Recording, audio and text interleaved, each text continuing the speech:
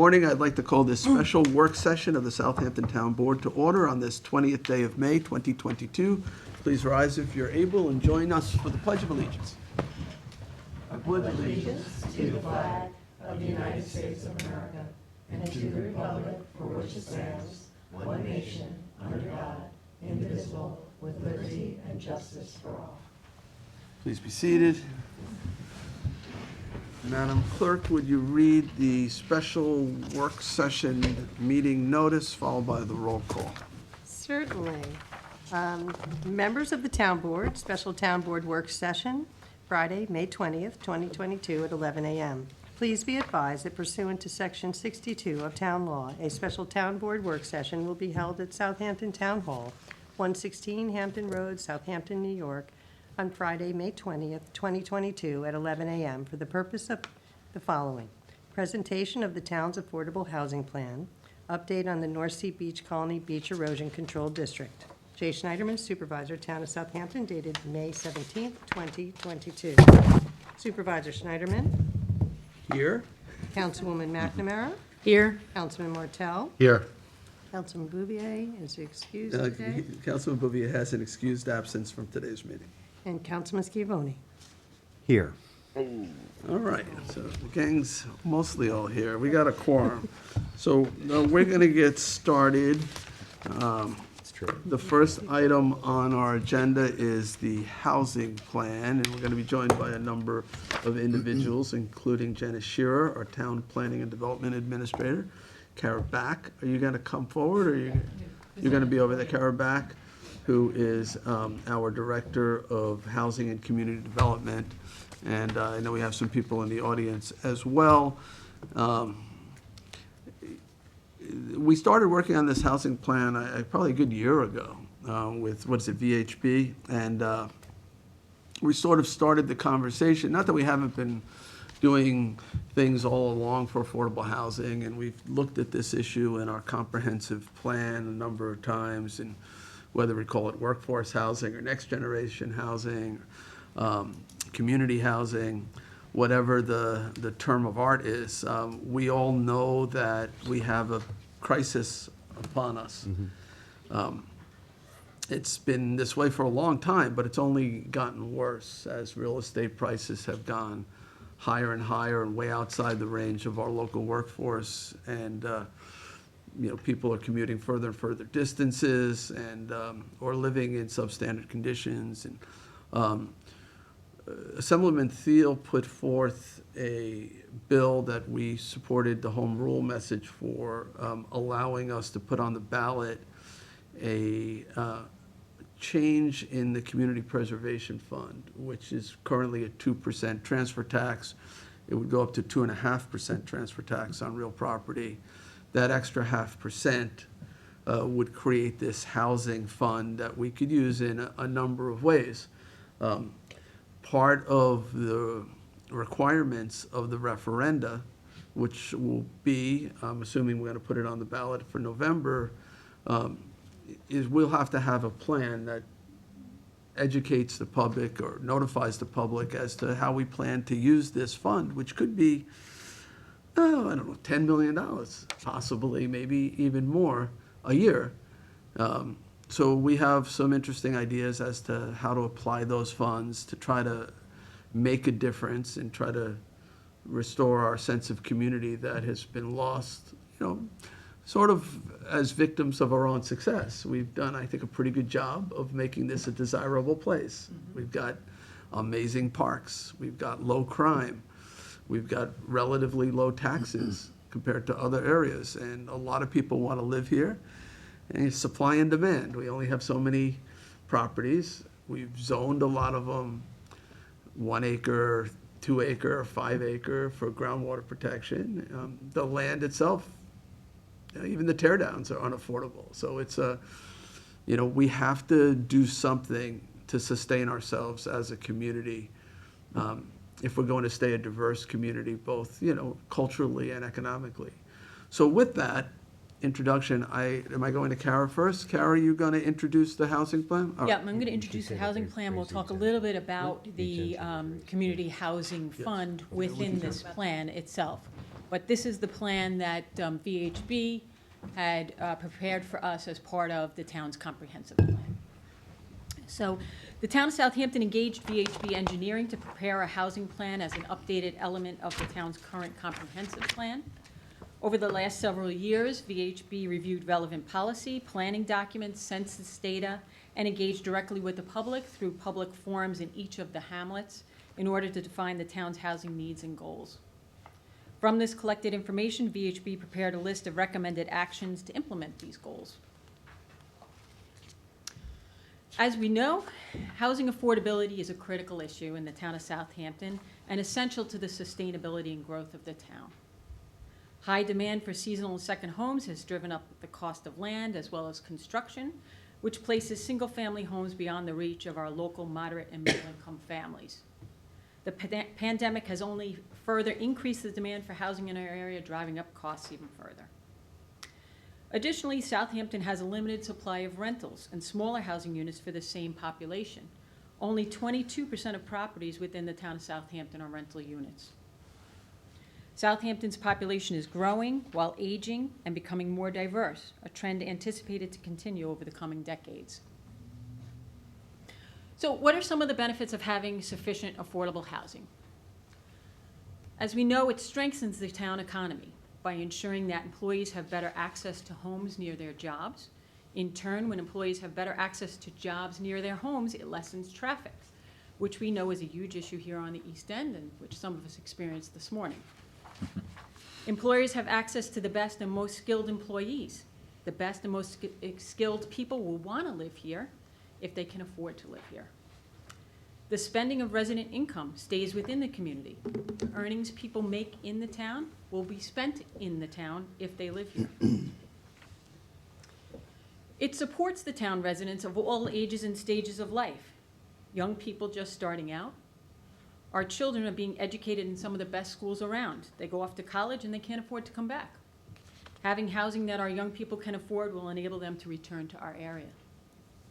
Young families with children need starter homes that they can afford and provide stability for their family. And seniors who wish to securely age in place on fixed incomes need to be able to continue to afford to live in their home if they choose to, or be able to move to a place within the town that they can care for their needs as they grow older.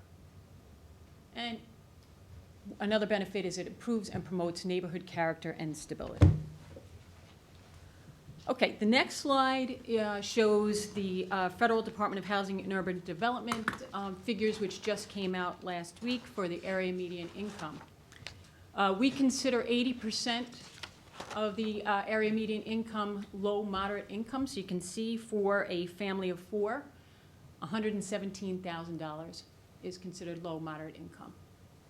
For middle income, which we consider 120% of the area median income, a family of four, $175,000 is what we consider middle income. Can you go back one second? So the median income family of four right now is 146,400? Correct. Well, it's gone up. Yes, as of last week. These are new figures. It's gone up quite a bit. Yep. And our programs go to 120, sometimes even 130, right? Correct, right. So we're going to have to update, our figures based upon this that just came out. So, Okay. because you know what happens a lot of times with governmental subsidies and programs, a lot of people don't qualify because they, I make too much money, but I still can't afford anything. Right. So, according to this, if you have two kids, a married couple, and you make $175,000, potentially you would qualify. You would qualify, right, correct. And maybe even slightly higher. Maybe if we go up to 130%, you're getting close to $200,000 income. So that's good. It's funny that somebody family of four making $200,000 would still be priced out of the market. But the reality is, for most of the town, I think that's true. It is true, and you're going to see in a few minutes why that is. Okay, bridging the affordability gap. The threshold for affordability is a household paying no more than 30% of their income towards housing. A household is considered cost burden when it is paying more than 30% of its income towards housing. For renters, this includes rent and utilities. For homeowners, this includes their mortgage payment and taxes. The affordability gap is the relationship between household income and the availability of housing units that are affordable to those households. The next slide here shows what HUD considers the fair market rents for our area. You can see a one-bedroom fair market rent is considered $16.95. Since rentals only make up for 22% of the town's housing stock, it drives the rental prices in the town far beyond these HUD standards. Are these, go back one, are those numbers adjusted to the new HUD numbers, or is that the old? These are the old numbers. Yep. All right, so that's actually gonna go up? It's going to go up, yes. Okay.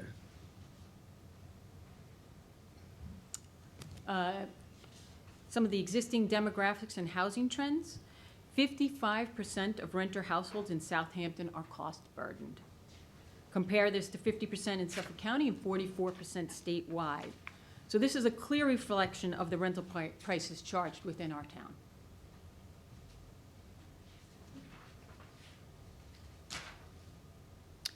The median home value in Southampton for the first quarter of 2022 is now $1.4 million. This is more than triple the national and state numbers. That's a townwide, That's townwide. because I know you have areas of the town, particularly like if you did just east of the canal, probably $2 million. Yeah, it's going to be a higher number, Like for $2 sure. million east of the canal. If you turn certain areas east of the canal, $4 million, like Sagaponic, the median value could be $7 million. Yeah, so you can see that area median income that we just showed, it's difficult. Even though that number is higher, it's still difficult for somebody to afford a home in this area. Right. Okay, so some of the needs assessment as identified by VHB based on their research. We have a need for retaining and attracting younger residents. VHB research found that the 20 to 44 age population in Southampton has steadily declined. Entry-level or starter homes that young consumers can afford to purchase are in short supply. The town needs to have housing that is attractive to younger age groups, including entry-level housing options for kids who have graduated high school or are returning from college and want to move out of their parents' home, and starter homes for younger families. With the high cost of monthly rent here in this town, it is nearly impossible for a young family to save the money it needs for a down payment to purchase a home in this town. We have a need for senior housing. The median age in the town is now 45 years old. More than 20% of the town's population is 65 years or older. It is expected that this number will continue to increase rapidly.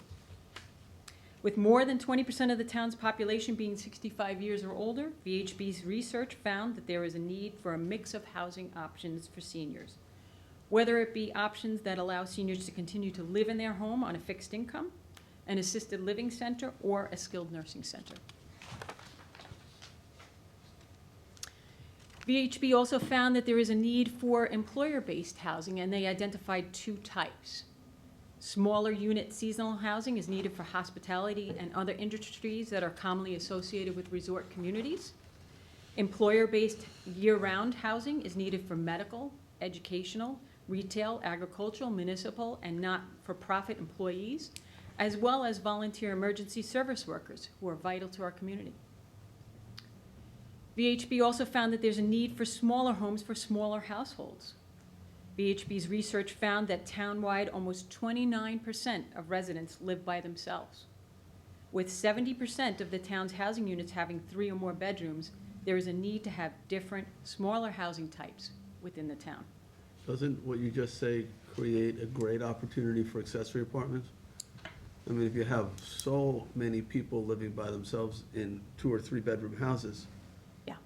you know, to break off a portion of the house and create an apartment, It would that make could sense. really help that person pay their mortgage, maybe even somebody taking care of some of the chores around the property. It just seems like a no-brainer. Like, Yeah. if we could identify those individuals who are living alone in a 3-bedroom house and say, hey, we have this great program for you. Great program, you don't have to lay out a penny. We'll use the housing fund, we'll build the apartment, and we'll collect it back as a portion of rent. Yeah. And you'd be a great candidate, you immediately start receiving income, additional income. Yeah, we have to give them the opportunity, and we're gonna talk about that too in a little Yeah. bit. We have a need for inclusive and equitable housing. The need to make housing more inclusive for people with disabilities came up multiple times during the public forums. Designing housing units to accommodate the needs of the disabled should include more walkable pedestrian spaces, preferably in close proximity to transit hubs. VHB also stressed the need for the town to promote the fundamentals of fair housing policy. Need for transit-oriented development, or TODs, as they are known. Existing hubs may be well-suited for other housing options at lower price points. TODs encourage sustainable growth, affordable housing in a mixed-use, walkable environment with transportation options. And we have an example here of the successful Spionk Commons development, which was a 37-unit rental complex located just adjacent to the Long Island Railroad Station in Spionk.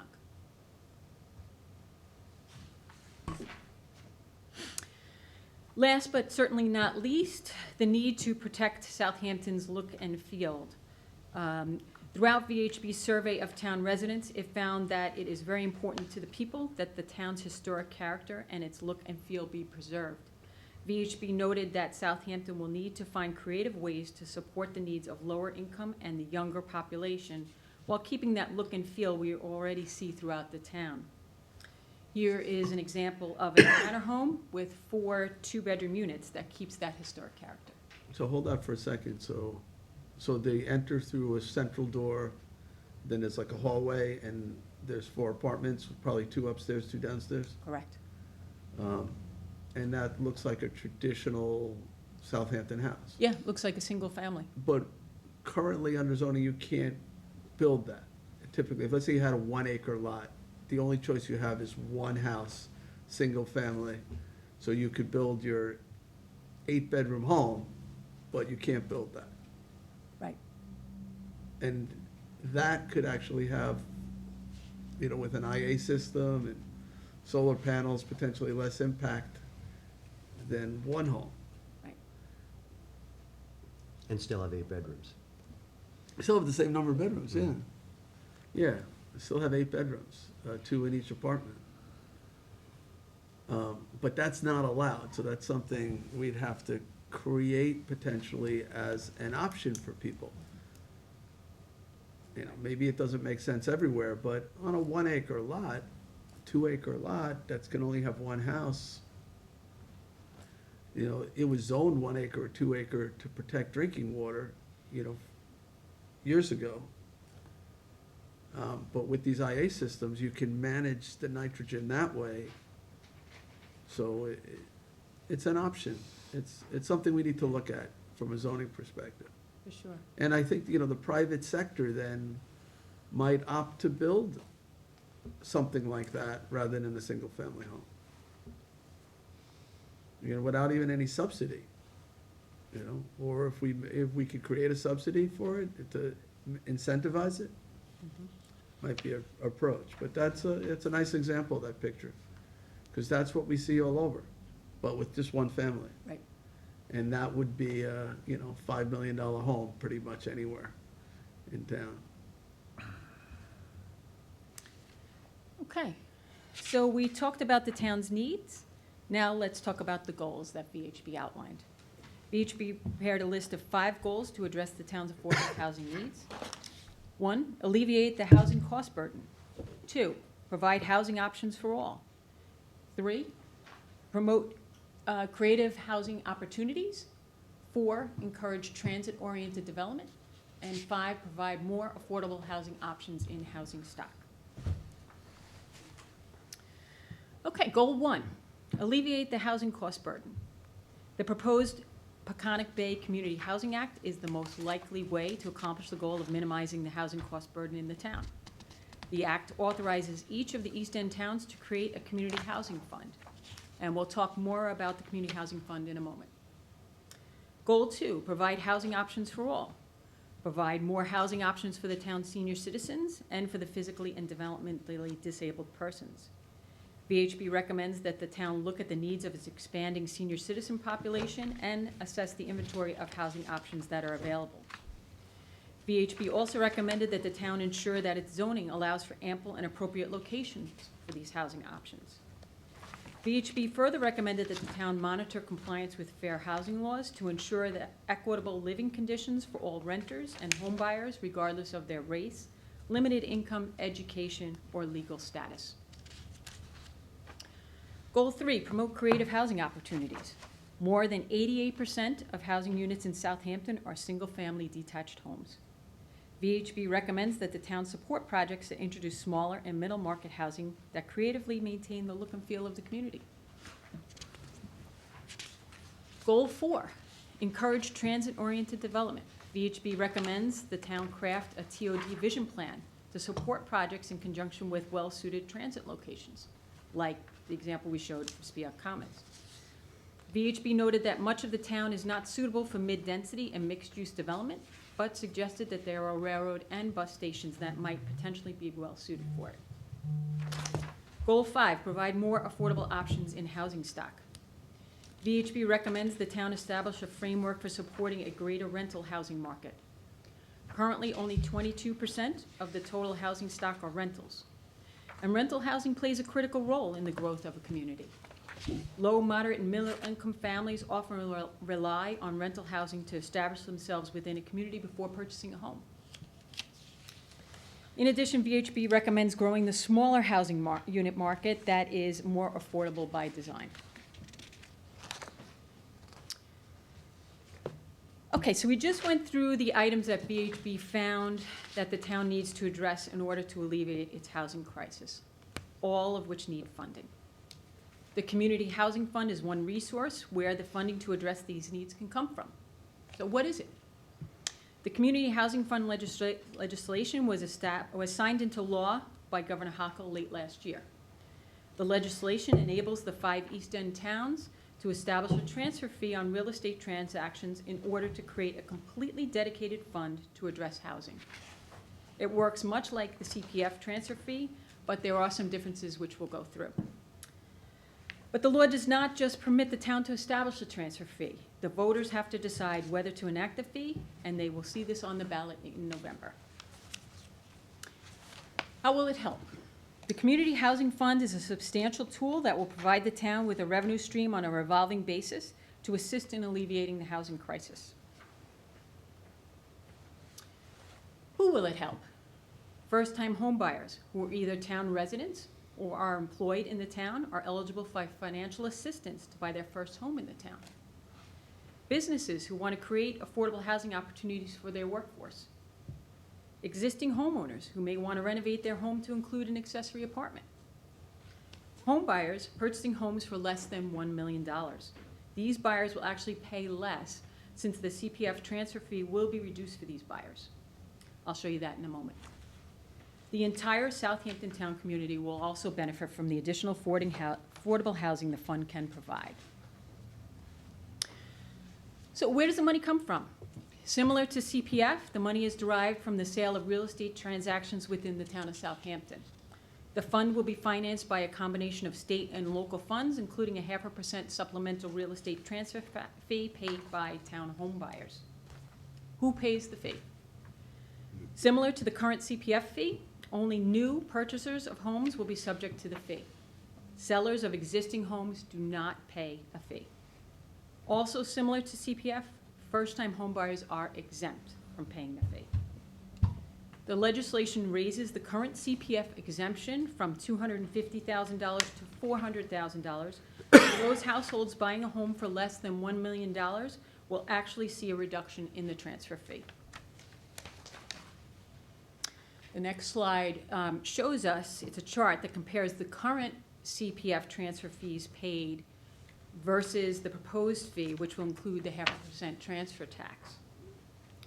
As you can see, the fees that are paid are less until we get beyond the $1 million price range. So for somebody purchasing a $600,000 home, they currently would be paying a CPF transfer fee of $7,000. They would actually be paying $2,000 less at $5,000 under this legislation. After we go beyond that $1 million range where it's the same, you can see that the transfer fee goes up $500 per $100,000 of the purchase price.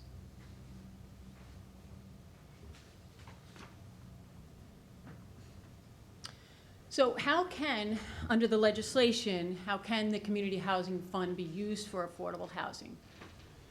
First-time homebuyer assistance program, employer assistance housing, the creation of affordable housing opportunities, the rehabilitation of community housing, the acquisition of existing housing units, and housing counseling services.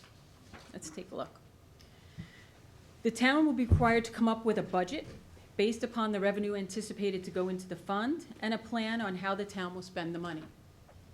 The legislation requires the town board to appoint a community housing advisory committee, which will be made up of 7 to 15 residents of the town with various fields of experience.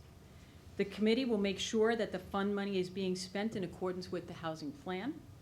And very similar to the way the CPF Water Quality Advisory Committee works, this committee will review and make recommendations to the town board on proposed housing projects that use money from the fund.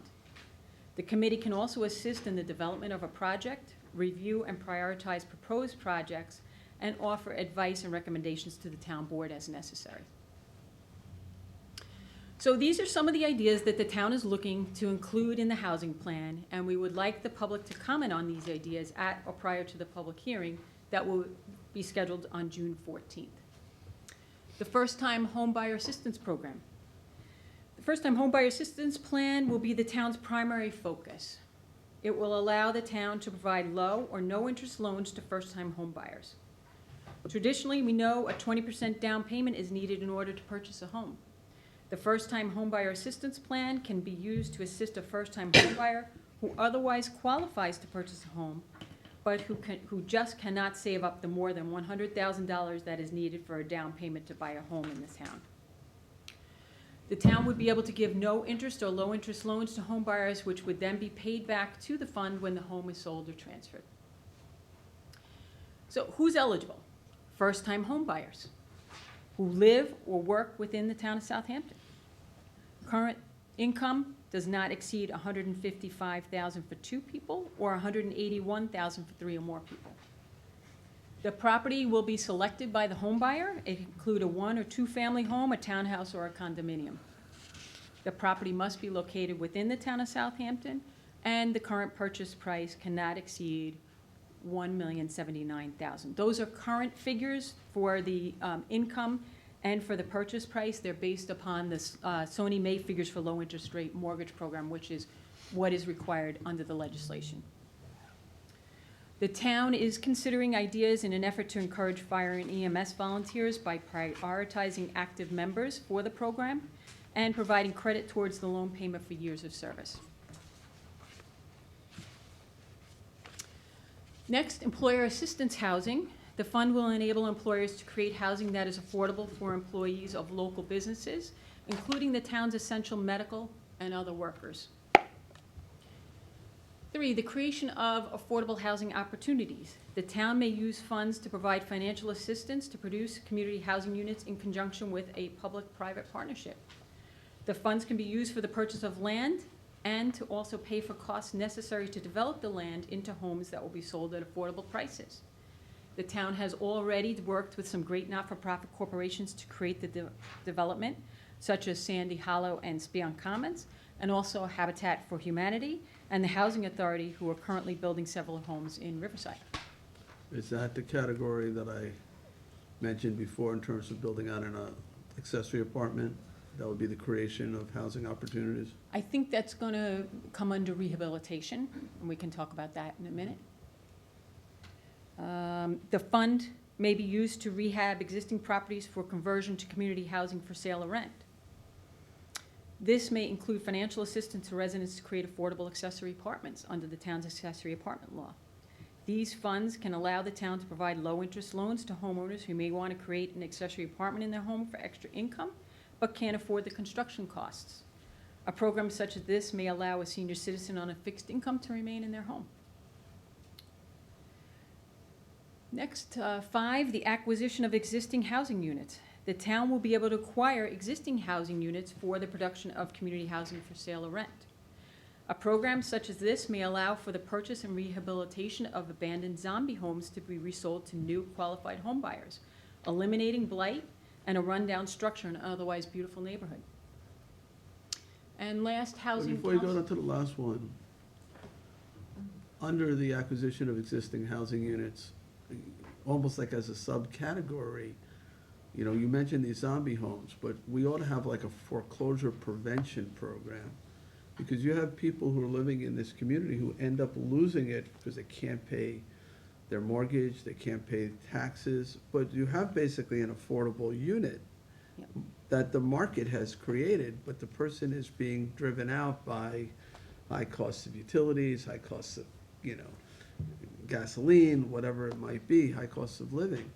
We ought to be able to use this fund in a way to help that person stay in their home. not have And we to can, under the next section, housing counseling Okay, services. once Yeah, again, I'm ahead of. Yeah, that's okay. That's exactly what this fund can be used for. It can be used for mortgage counseling for first-time home buyers, or counseling to existing homeowners that are having difficulty paying their mortgage and their expenses. Yeah. We can help them. Yeah, do a that. lot of those zombie homes, people can't afford to take care of these properties. They gotta pay the mortgage, and they have no money left to fix the lawnmower, Exactly. you know? Exactly. So we can help them with that. We can help them get their finances on track through this mortgage counseling service. Okay, so what needs to be done to make this happen? As I mentioned, the Community Housing Act is subject to a mandatory referendum, meaning that the voters have to decide whether to enact it or not.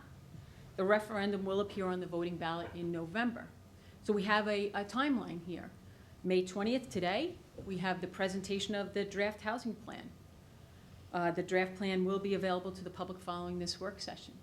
June 14th will be our first public hearing on the housing plan. This is when we would like to hear from the public and their ideas on how the housing fund money should be spent to help alleviate the housing crisis. Simultaneously, on June 14th, there will be a public hearing on the town code amendment to establish the community housing fund and the authorization that's needed to send the ballot proposition to the Board of Elections. June 28th, we are anticipating a second public hearing on the housing plan to be held in Hampton Bays. August 8th is the last date for the ballot proposition to be submitted to the Board of Elections. November 8th is Election Day, and the public will see this referendum on the ballot. Hope everybody gets out and votes.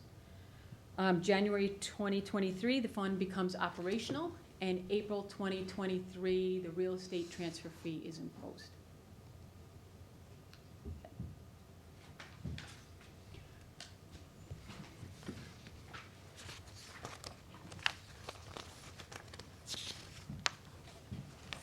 All right, thank you.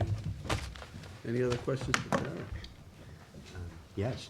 Okay. Nice presentation. Thank you. Thank you. It was well laid out, I thought. Thank you.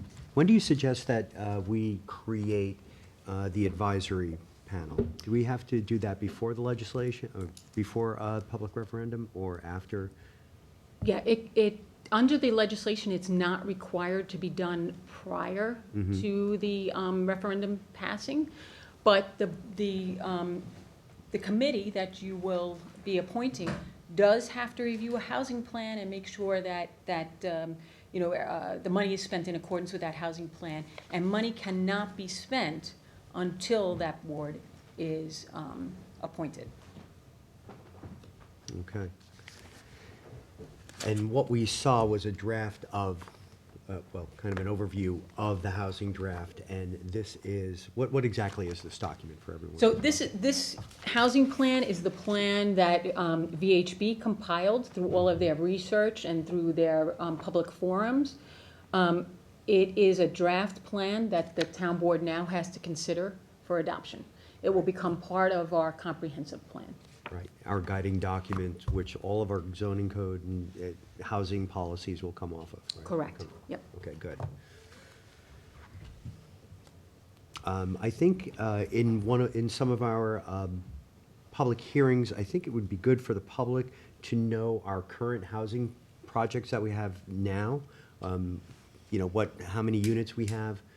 Maybe we could get the Housing Authority, some of the folks to present before the board, and really to the community to let the community know where we are, because a lot of what we build here, if the public votes yes, is going to be, it's going to be put on top of what already exists. Some of our buyer benefit units and our affordable, our accessory apartment program. So we can do that at one of those public the public hearings, hearing, right? sure, yep. Have an overview.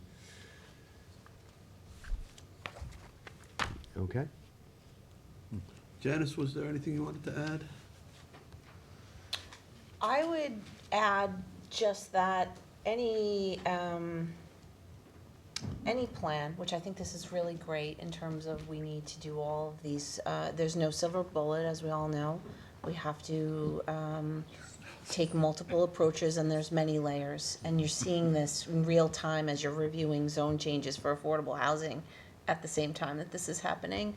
And that would be that, and I keep saying this over and over again, we have to ensure there's infrastructure and growth management always. So that is a long-term planning effort that needs to go hand in hand with anything we do. So that would be my only thing to add, as far as I think that all these strategies are worth a try. I think that we would look at what infrastructure and services are available, like Kara was mentioning, that the transit-oriented and the smart growth and the sustainable growth areas are where to focus on, so that we're not, you know, tripling our population that already triples in the summer out of nowhere. You know, we want to make sure you do it in a reasonable way that makes sense, that is smart growth oriented, structured around places that make the most sense. So we have been looking at that in my office, and we can provide maps and things about like where those locations would be at least the first shot. Not accessory apartments, obviously, but also in that program, requiring a development right is a barrier in some instances. We would like to revisit that code, because I think that causes some problems. So we're just trying to identify what are the barriers to entry, and as you said, Mr. Supervisor, that, you know, most of them are related to the code not being enabling to allow certain things to happen. So I think that, So are you gonna be proposing some zoning yes, changes? Can we start though with accessory apartments? I'd be happy to, because we have a lot of issues with I the have, current you know, code. couple things. We did change the accessory apartment law a few years ago. We did, and it And was a they used good, to- Prior, just hang on one second. I'm sorry. So prior to that change, you needed 3/4 of an acre to get an accessory apartment. So pretty big lots. And once you did get an accessory apartment, you weren't obligated to make it affordable in any way. So we changed the law and we said, you can go down to half an acre to get an accessory apartment. But all accessory apartments, no matter how big the lot, had to be affordable. But then we exempted certain areas where they had higher population densities, like Hampton Bays.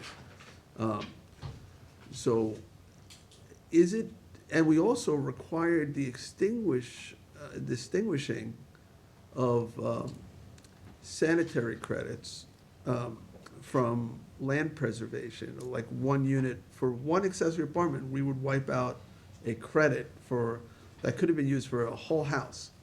So which is not the best thing. it's not really fair, right? Because an apartment is an equivalent to a house. That's right. So you maybe, you know, for every 4 apartments, you wipe out 1 credit, like maybe a quarter of a credit. So we need to revisit the accessory apartment law. I think we need to go lower than a half acre at this point, maybe to 1/3 of an acre. I think we need to fix the 1-for-1, you know, bank, because that was an effort to keep population where it was, but it's one house is not equivalent to 1 apartment. So I think we need to make it more equivalent. So And whether we are still going to exempt areas from this law, we have to look at too, whether it makes sense to not include certain areas of the town. Sure. And I think Or those are all just good. that population density in that law. So I'm just asking you if we could maybe review that with or without this housing plan. We have, and we have a number of recommendations, just based on people going to the ZBA for variances, people saying it's not fair because I just want my, whoever that I'm related to live there, and they're, may or may not qualify for affordable housing, but it's my mom and she needs a place, Yeah, we there's can all look at these that, reasons. exemptions. So we would like to, and Dave Wilcox and I have talked to Kara at length about some of these issues, and we would like to come back with some proposed changes, noting that, anybody who is paying attention to sort of the governor's plan, it was like way over the top, like, you could just build a second house in your Oh, the backyard. ADUs, yeah. And that was a little too much. So there's a balance there. There's always a growth balance where so I think that we need to strike that balance and understand what the needs of our communities are, and especially when it comes to, it really resonates about the disabilities. There's many people who have someone who's impaired in some way, or needs, an older, autistic child maybe, who is outgrown a bedroom and needs a different place, and a caregiver, something. There's so many circumstances that families face, that having these accessory apartments that are right-sized to the lot, and you're not having 20 cars, we have overcrowding issues too. So it all comes down to, maybe the overcrowding wouldn't be there if we had these other options. But at the same time, you can't add all these other options and leave the overcrowding. So we have to strike the right balance is And I would bring basically up two what I other would say. zoning issues, although I have a feeling Councilman Scavone wanted to weigh in on this. Well, issue. I do, before we get off the go accessory ahead. apartment, I think that we should look into some of our commercial areas and other business areas for mixed use, to allow some of our businesses possibly to avail themselves to some kind of housing. I know that it's very difficult for businesses to find employees. They've got to drive out here if they don't live out here already. And remember we were talking about the Tupper Boathouse, and they're thinking they would love to have an apartment for the caregiver of the location. They could get someone in there, and we have to research that. But that got me thinking about a lot of our other businesses and other places that are really hurting for employees. It would be good if we could expand that, because currently restaurants are allowed in some places to have accessory apartments. Farms can have ag labor housing as well. So I'd like to look into the possibility of expanding that for Yes, I commercial. agree 100%, and we talked about that even when it came to marinas, who, the boat maintenance mechanic may, things like that. And I would even add, I was just jotting down, they're the people, the backbone of this community are, the baymen, the fishermen, the, service industries. But then where are the places for the surfers, the artists, the people that make Southampton interesting too, community, teachers and hospital, everybody.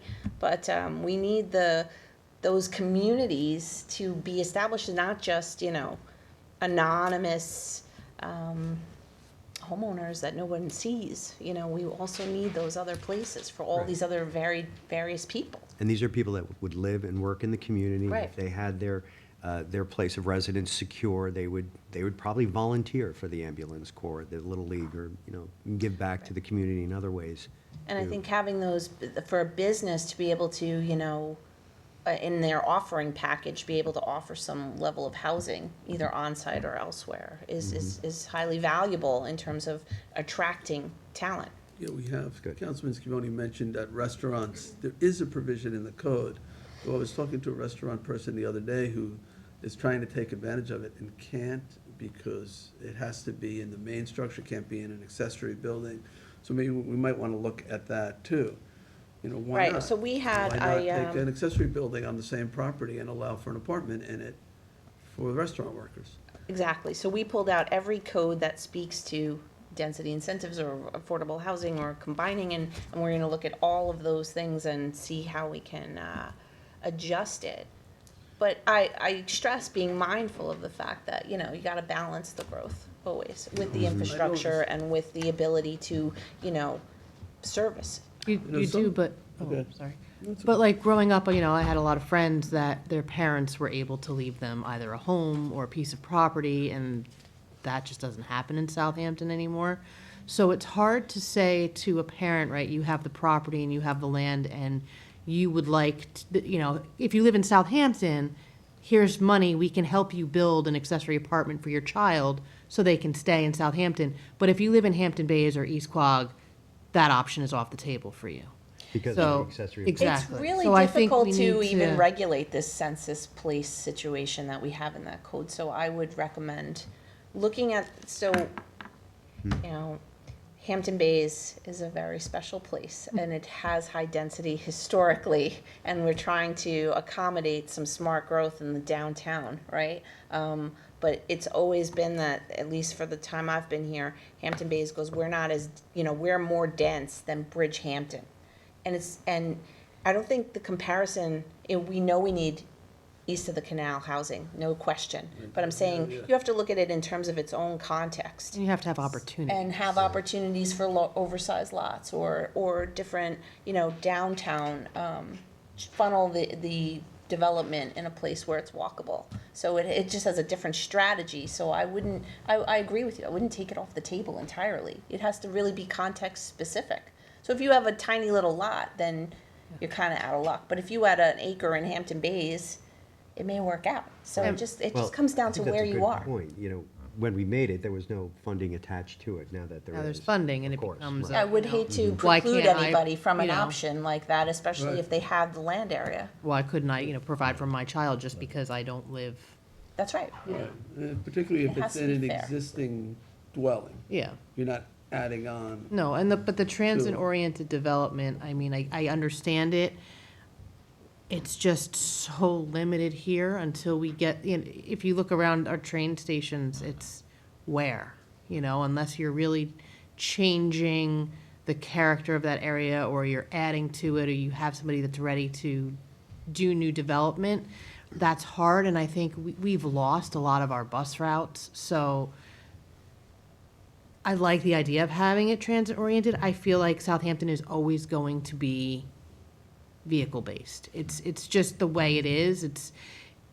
You can try and that's where you can focus on it, but at the same time, the county has removed busing where, you know what I mean? It's Well, we hard. have SEEDS, which is Sustainable East End Development Strategies from so long ago, but really it had so many good ideas about multimodal transportation, putting those scoot trains on the lines. We need to get the sidings, and that might be something for federal infrastructure money, but if we were able to get the sidings to get the trains off the lines, then we could have continuous running trains between hamlets, and then creating bike paths and alternative modes of transportation where it's not just a single occupancy vehicle. You may have a trolley, you may have, you know, with inter-hamlet. I think there's a lot we can do. I do agree that we're always stuck to our notion that the car is here to stay, but I do think we have to get beyond that. You know, I mean, I like create the this is a- nodes This is a of great- walkability in and of them, in their own context. So you increase the amount of trains going back and forth from, say, Speonk to East. Yeah, and you have like More these than just scoot one, trains, two. and they had that train, and if we still have it, I think on our website, they had a train thing that went off the tracks and onto the road. It became like a bus train thing. Oh, the light rail and like Phoenix. Yeah, you know, They exist. there's They more than exist. one. I mean, I like, I mean, this is great. It's a lot of information. It's a lot of an overview. But I feel like if you talk to anybody around here, right, housing has got to be the number one issue that everybody has and faces. And it's like, I feel like we need to just take each hamlet by hamlet, and say this is the land that's available. And really, I mean, it's a framework for a plan, but I feel like on a planning standpoint, we need a serious plan. I mean, before we continue to just buy up properties and preserve them, which is fantastic, but we have a serious housing crisis, and we need to really look at what's available and what we're going to do with it and what our plan is in that aspect, because we need a serious, like, So I we can't do stress have- enough, we need a serious, not like, this is going to help and that's going to help. They're all individually, yes, they're great little things that we can do, but we need a plan. Well, you need to have the courage to rezone certain areas and say, this is a sustainable growth area, this is the ability to grow here, but you have to do it in this way. You know, like normally it's called urban growth areas, we're not urban, we're still on that cusp of Remember, we don't also wanna be have- urban, we don't, we wanna be We have a what number we of are. proposals in front of us. We have Quiog, which is like 104 units or whatever it is. We're talking about the senior center in Bridgehampton, with a church in Southampton. We have a number of proposals we're gonna have to vote on. But some of these, my issue with some of those, I mean, they're separate from this, but if you talk about a 20-year time limit on affordability, 20 year, I have a 20-year-old. 20 years is a blink. So my fear is that we do all of these things and then in 20 years, we're in the same boat because it all ends in 20 years. I mean, I think, look, we're swimming against a waterfall, right? I mean, Yeah. this is, we create 20, 30 units in a given year, and 300 units become unaffordable. Whatever it is, I'm just making up numbers here. So these are big macroeconomic forces. There's only so much land out here. There's people who make a much higher median income in New York City. There's, millions of people in New York. They want those summer homes. And it's global at this It- point. Yeah. It's Yeah, cool, right. it's very, very challenging. That's why I like these proposals where the free market can sort of create affordable. Like, if I'm a developer and I got this 2-acre piece of property, and all I could do is build that mansion, with the tennis court, the swimming pool, and yeah, it's gonna be a multi-million-dollar home. But if I'm given another path that economically can compete with that, right? If I know that I can build 4 apartments and get the rental revenue from those 4 apartments, and maybe there's some subsidy involved, maybe we can get it to the point where that's as good an option or better, even better. And then, then it starts to really, then you can really see some serious numbers change. Jay, I think you're absolutely right. Certainly getting the market involved. I'm a strong proponent of markets in housing. Currently, the market on the East End is part of our problem, part of the challenge, right? It's pricing people out. And I think Councilwoman McNamara, having a comprehensive housing plan and a 20-year goal is provided in here. But you're right, something more concrete of different areas to identify. Like you said, 4 different projects, if you will, like throughout the town. Spreading it out through the hamlets is appropriate as well, in addition to what you're saying, in addition to our incentives for home ownership, right? Also- A shotgun approach. We're gonna have to do a lot. I think we have to think really hard about how we apply the money, right? It's like the bang for the buck. So the things that have the most community acceptance, obviously, is, somebody's trying to buy a house. They can afford a $400,000 house, but there's nothing under 900 out there, right? So we come in and we help them buy that $900,000 house. But if we have to, in the community, like, oh yeah, that's great, there's no new development, it's the same house. But I gotta take $500,000 of the CPF fund and tie it up in this house that we won't see until they sell. Now, so it's all well and good, but let's say the fund brings in $10 million a year. I can do 20 of those with that money. Right. 20. Yep. So that's not efficient. So we have to figure out how to efficiently do it. Now, if we take, let's say, $50,000 and build out an apartment, and we create a unit for $50,000, and the rent from that apartment, part of it goes to pay that back, so we start immediately seeing some of that come back, that's way more efficient. So there may be times when it makes sense to bridge the affordability gap to help somebody buy a home at the right number. Well, we were talking, I had this conversation with Kara about it, there's also a timeline to that, right? So if somebody comes to you and they're pre-qualified and they find a house, you know how long that process takes from conception to closing, and that money is then tied up for that period of time. There has to be time frames on it. There's a lot of questions, and I think to get this referendum passed, right? Because I think the money portion is a big key player in this, and money never hurt anything. But I think a lot of those questions are kind of come to play from the community as to, okay, we understand this is a great plan, but how are you gonna spend the money that you collect? And I think that's their biggest question, and there's all these great things we can do with it. But I think they're gonna be looking more for, well, what percentage are you gonna put towards this? These are just the questions that I see, Right, well- and I've been hearing. And the public will resent certain things too. You know, somebody who works so hard, you know, and borrowed so much money to buy a home, and the house next door, the person who makes less buys the same home, and they paid half as much for it because the town stepped in. I've seen those types But of they only own situations. half the house. Yeah. Yeah, and The- only You know, own the half person house, who but worked and has the entire people house resent it. owns the I've whole thing. They have seen it to- before, say, you know, They also have to understand too, and this is correct me if I'm wrong, we also keep that portion of equity when they do sell. It's not like, and that's another thing Goes people have back in. thought, that if they sold, say they use the fund and they buy $1 million house and say the town helps them with 500,000, just using even Which is the numbers. maximum, by the way. It can only go up to 50%. it's So probably more they're like thinking, 3. okay, so they bought $1 million house, the town gave them $500,000, you know, towards that purchase. Now, in 2 years, they sell it for $2 million. Well, they just made $1 million.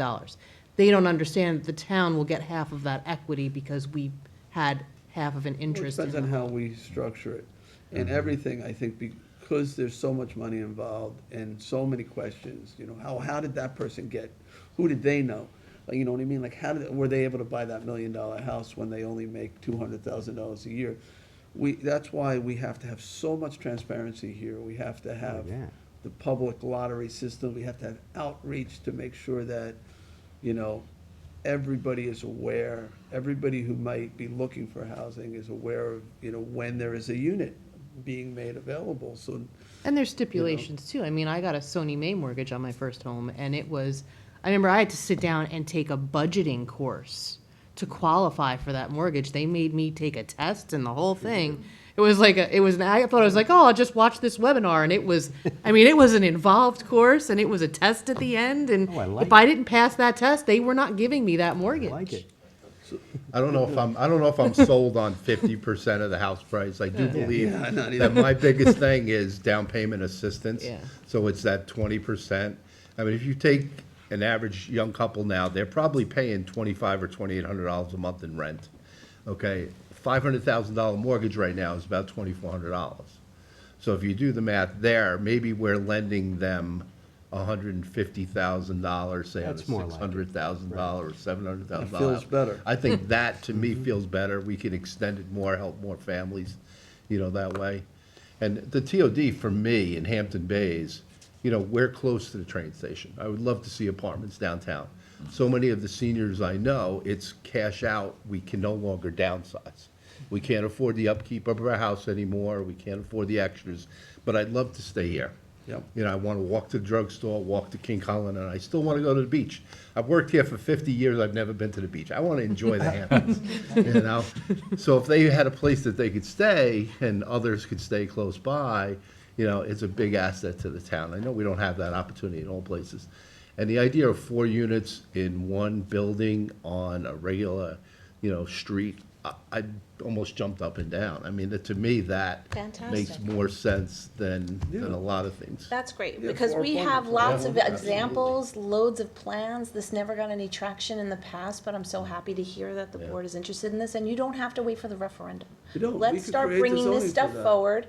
I have lots of things to bring to you, from 20 years of being here, trying to get somewhere and not We're gonna getting have to anywhere. hide, And I would we're say- gonna have to hide 8 cars and a lot of Well, other things. right. Yeah, but, you can know, require that yeah. the parking be behind the Yeah, house. you can require a lot of things. Or something like that, and, I think all it's being all the important that they protections. don't have to come back here, right? So it can't be, oh, you can build a single-family home, or you could build the 4 apartments, but if you wanna build the 4 apartments, you gotta go get permission from the town board.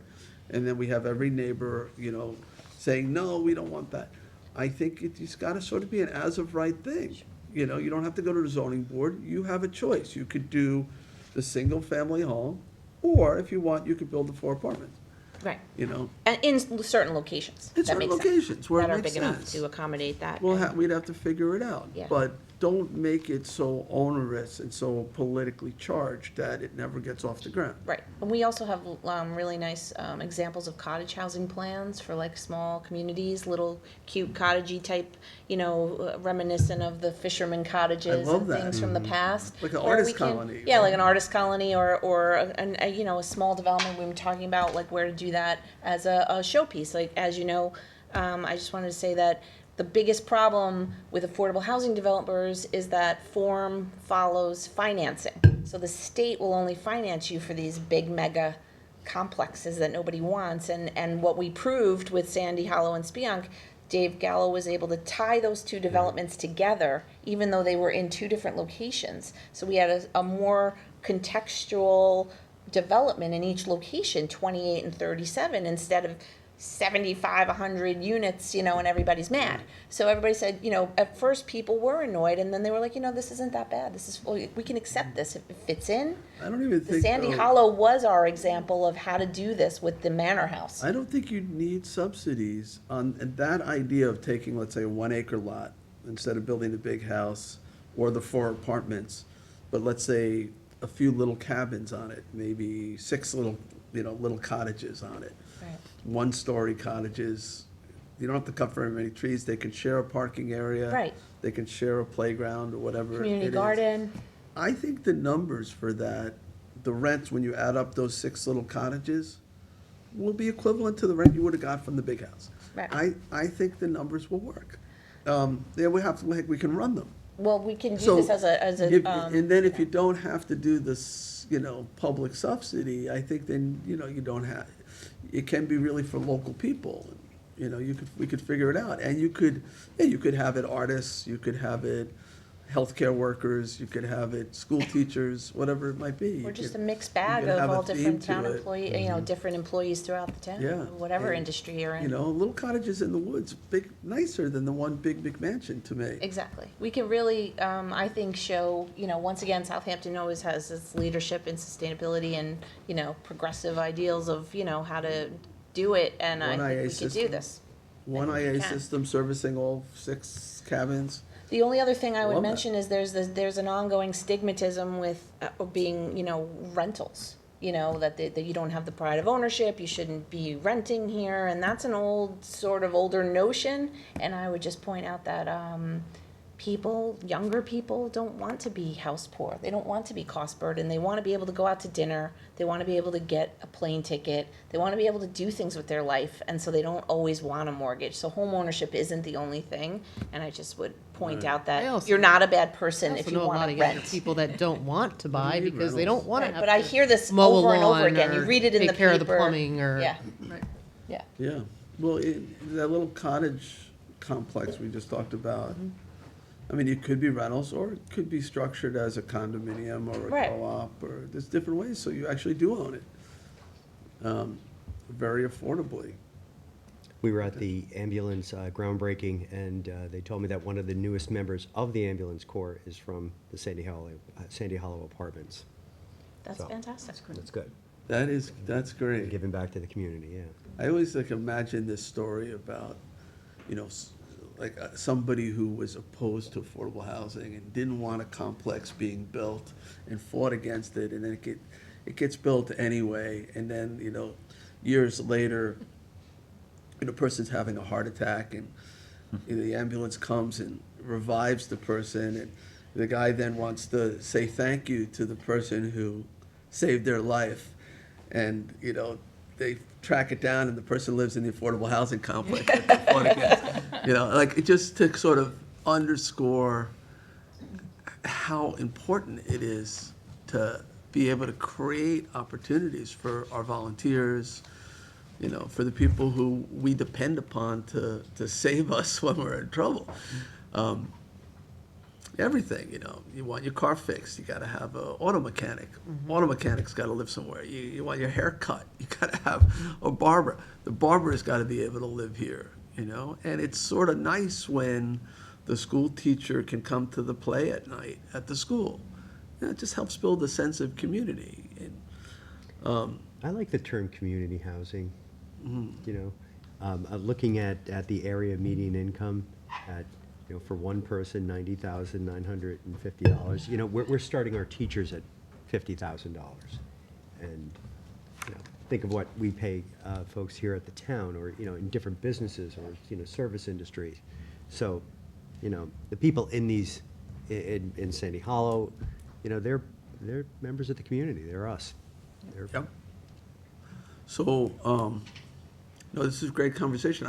We do have some people in the audience. We don't have public portion at work sessions, but if, you know, Michael, did you want to say something? I'm happy, or Camden?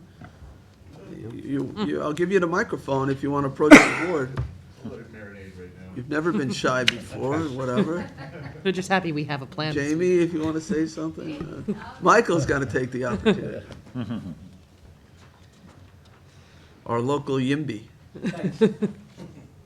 Hi, good morning, Michael Daly. Thanks for the invitation to speak. I'm very encouraged to hear the plan. And I'm also very encouraged to hear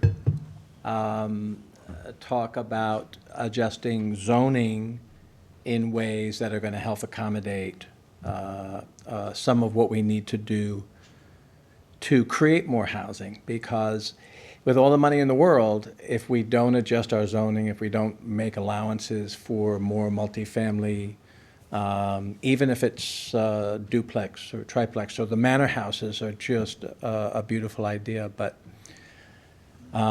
we're behind the 8 ball, and I'm so glad to hear you speak about zoning ideas and cottage communities and you know, Hampton Bay's transit-oriented design, and yeah, there's not a lot of it.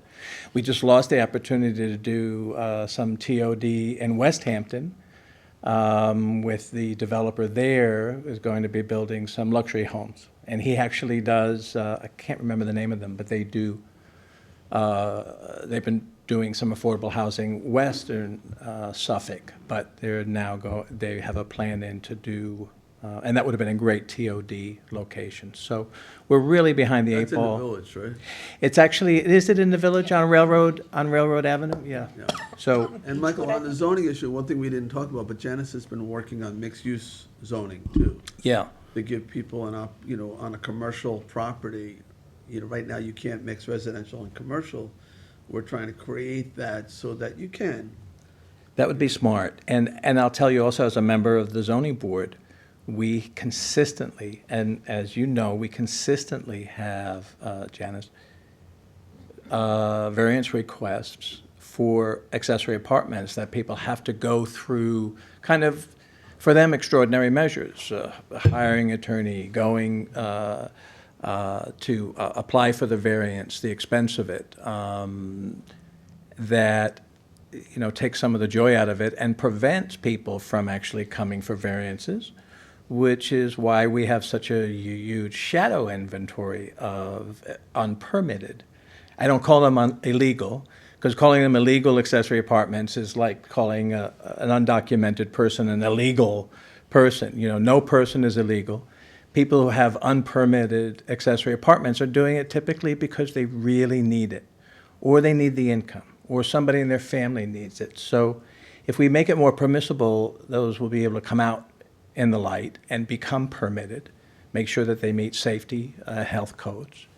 And, you know, we're a big town, right? You know, we were listening to East Hampton the other day, and they're talking about, you know, they got half the job that we do in Southampton because they have half the population, half the land mass. We've got a big job here, and I'm just so encouraged to hear the referendum coming up. We're in the process of forming a coalition right now. We've already got 23 members for the Peconic Bay Community Housing Fund Coalition. We're meeting and organizing. I know the town is going to put some effort behind educating. We're going to advocate for its passage. We are confident that Southampton, East Hampton, and Shelter Island will be in it. We're not sure about Southold or Riverhead at this point. But who's ever in it, we're in it to win it, right? Because we need the funds, we need the plans. Cindy, you're so right. We need a comprehensive, articulated plan on how we're going to use those funds and create the housing. So, is my 3 minutes up? You're okay. Thanks for the invitation to address that. So, and thanks, I'm so encouraged by the plan. Thanks for organizing in the community to help pass this thing. You know, we as a town, we can individually take positions, but I don't think we can use town funds to advocate. Educate, Understood. You know, so the advocacy from the, you know, the not-for-profit side or, you know, volunteer side, I think is great. Yeah, no, and that, I was glad to hear that the town would be able to educate around this, because educating, once people understand it, they're gonna be like, you know, wow. Once they understand it, a lot of people are gonna recognize it does make great sense. So we'll all work on this together to have a successful referendum in November, and we're looking forward to that, so. Thanks It's not for, the official position of the town currently. understood. So thank you. Thank you. Thank you. We'll get the information out, absolutely. And, All right, anyone else on this? Camden, no? Okay. I do want to bring up an issue before it seems like we're closing here, and that's our first responders in our communities.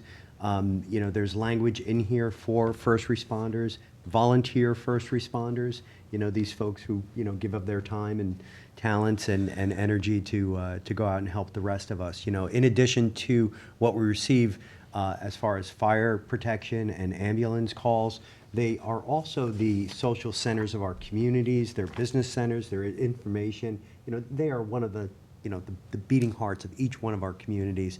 So, you know, this housing plan, we should definitely keep those folks in mind as well. Not to exclude anyone else. In fact, we would like other people to please come down and join the ambulance corps and get trained up and, you know, drive the bus or, Right. you know, and, you know, get the turnout gear on with our fire Well, department. you know, It's I a great agree. experience. And You know, it adds to, you know, we do lots of things where we can for those volunteers, you know, reductions in property taxes, there's insurance, you know, pension type of benefits, which are nice. We have discounted fees at our parks and things like that. But sometimes I think that there are other people in the community who are also vital that aren't captured by these things, like, you know, like social workers. You know, we have mental health problems, and, you know, we're trying to prevent addiction and opioid use, and, you know, we need to have social workers in our community, you know. oh, so- and everyone. you know, so I want to, I think it's really important that we do, you know, create incentives for volunteers. But really, all the people who are necessary to keep our community functioning, I think, I just want to make sure we're doing everything we can for the whole, because there's, you know, the hospital workers who got us through the pandemic, putting their own lives at risk. Even the people in the grocery stores who were checking us, you know, running the cash registers, you know, God bless them through the pandemic. You know, We need essential workers, Yeah. clearly. you know, absolutely. So there's lots of people who keep our community running. We want to make sure you guys, you know, a lot of town employees. One more comment, probably, and it's a very relevant comment, but thank you. And the comment about the Real estate brokers don't count in The real estate brokers don't count. But this is my carbon offset focusing on community housing. So many people are shocked at looking at our AMIs and seeing that under 31,000 is considered very low income according to HUD. And we have to use some of that terminology in as we're saying where this affordable housing is going to go. People making under $51,000 are considered low income. But in our legislation and in the things that we're going to do, we have to identify the people that some of these affordable housing are going to be geared towards. So, quick story was Sag Harbor took the words low and median income out of their legislation immediately until they realized that a lot of the people that work in our towns, a lot of the people, our managers, our administrative staff, our some medical people, teachers. Teachers start at what's considered very low income on HUD. So we can't be afraid about that, and we have to educate the public to the fact that a great number of people working to keep this engine running are making in that $30,000, $40,000, $50,000, $60,000 range, and that has to be addressed. So we may want to say up to 130, but we can't forget the 30s, 40s, 50s as well. Agreed. So, and that's a tough challenge in terms of communicating it and not, spiking some people who hear the term very low income. Yeah. It's got to be dealt with, the nuance of it. Well, that's where I think the rental units, the accessory apartments, I think are the tools that maybe can reach, somebody making 30,000, I don't know there's anything we're gonna be able to do to help them buy a home. Certainly. It's gonna be tough. They're not gonna qualify for any of the programs. Sure. But they might be able to qualify for, an $800 a month apartment, and, People would go crazy over that if we. well, could that's, get that. that's a Section 8 type of rent. Sure, housing choice vouchers, right? Right.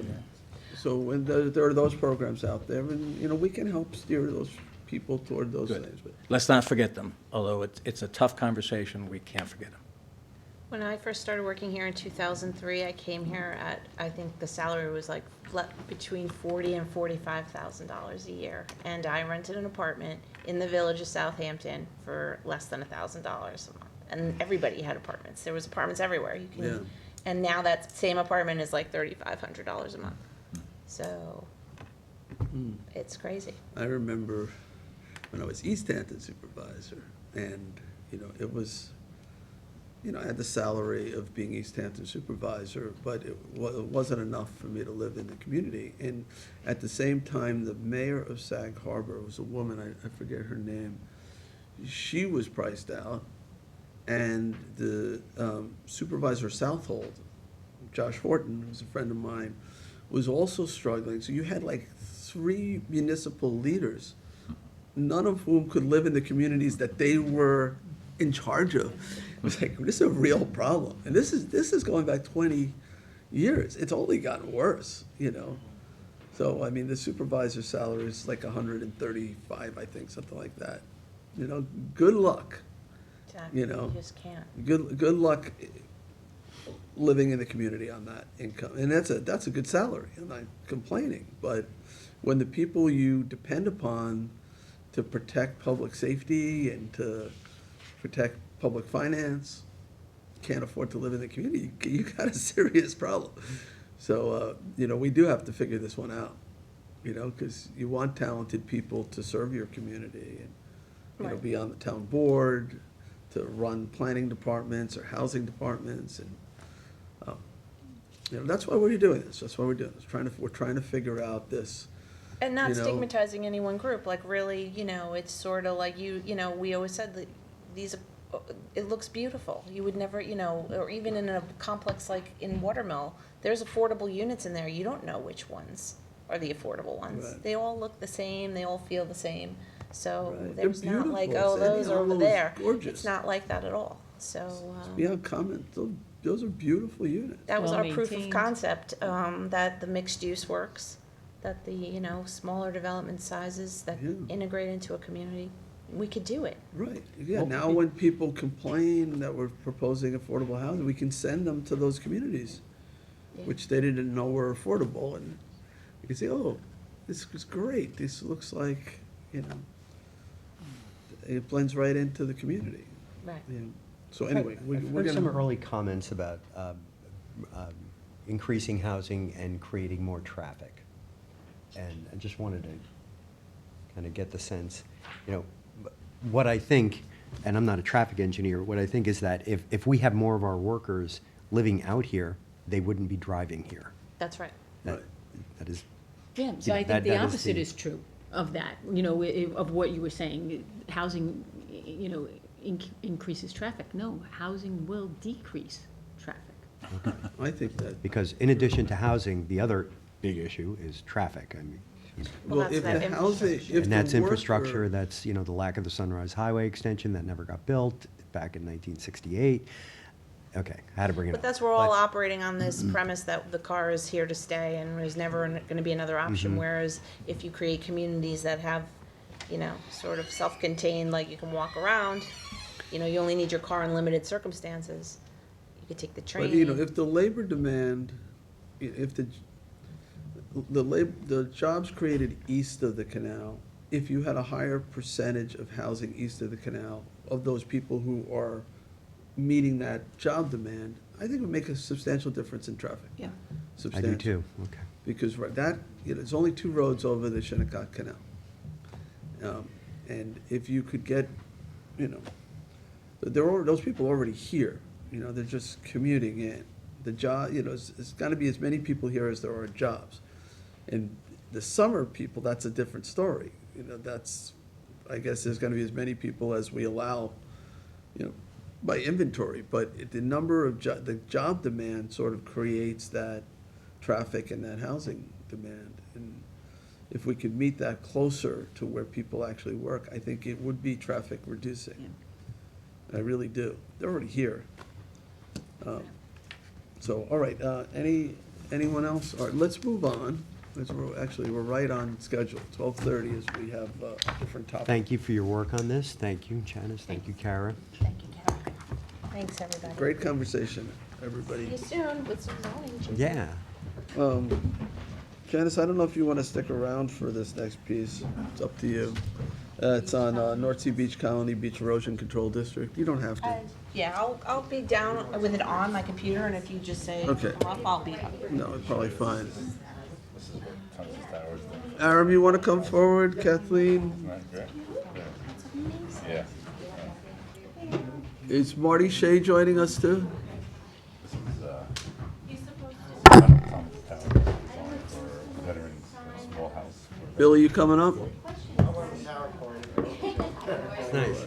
Yeah, Now, right. who do we get to, I'd take one of the does it matter who signed on? if I qualify. Are we being recorded? Are we still on? I don't know, let's ask. Probably. No, that's let me fine. just It's ask all good. Charles, 'cause I'm logged in on my account. I was gonna comment on the small house and. That's what I'm thinking, they must be. What do you got? Show and tell. You got Olivine? I got Olivine. Right? You gonna turn our beaches green?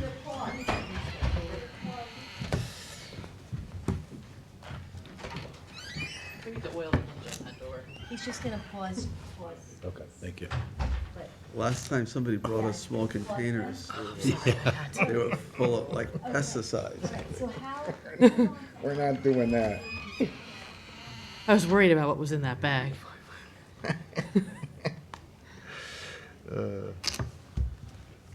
Yeah, I feel like you're gonna try to sell us something. I haven't done show and tell since elementary school, so.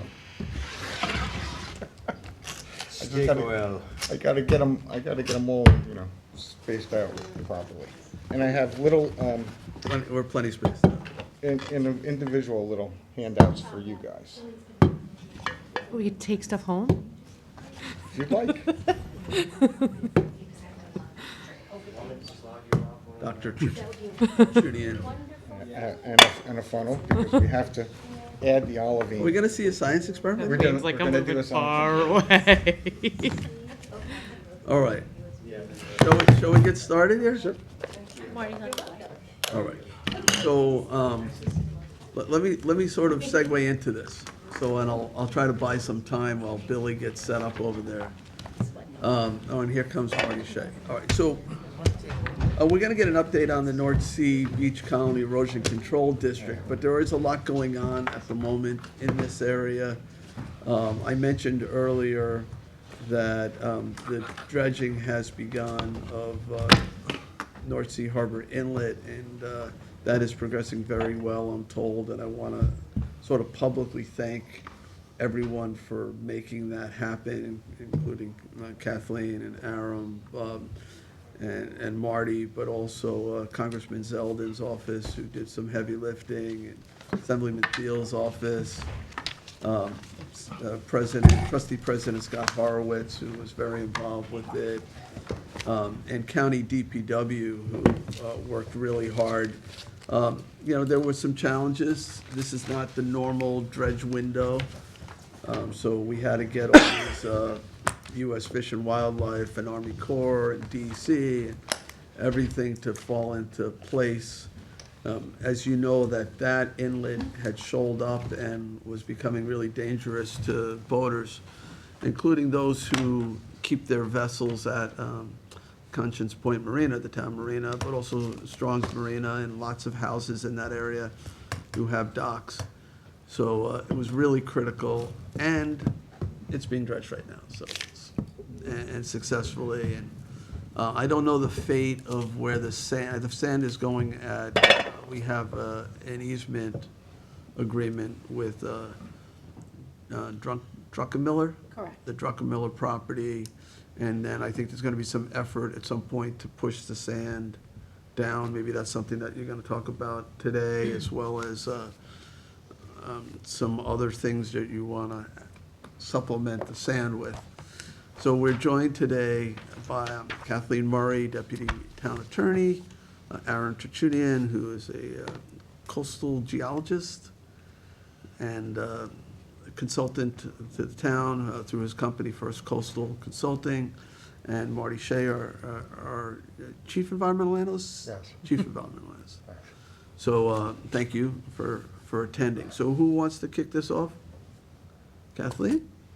Oh, sure. This is, Well, I can launch right into this, and, it's up to you. Sure. Well, so good afternoon, board members.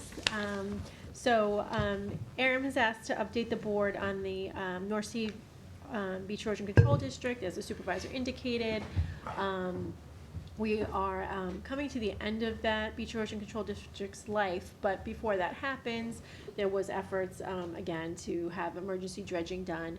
We do have an easement agreement with the owners, Mr. and Mrs. Druckenmiller, which allows us to, after DPW places that material, to truck up to 2/3 of what is deposited on that site to the North Sea Beach Colony ECD. So once we know what those volumes are and what that number is, then you'll likely see a resolution asking you to authorize the trucking of that material down to the ECD with the ECD monies. do they truck it or just push it? Payloader. Payload, yeah, pushing it Payloader lifts up, carries down, drops. in the bucket. Yep. Okay. Good toy. A real pleasure to be in front of you. Projects like this have a lot of moving parts, and it wouldn't happen without the town board support, but your staff, who they juggle a lot of balls, especially this year with the time of year waiver.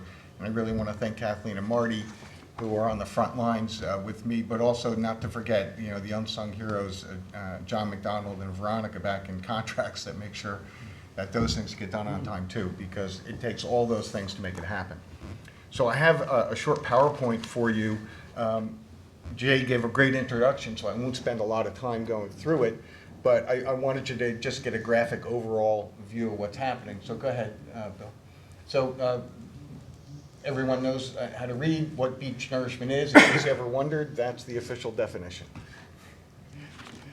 This is our project site, and here we can see all the geographic layouts of what's going on.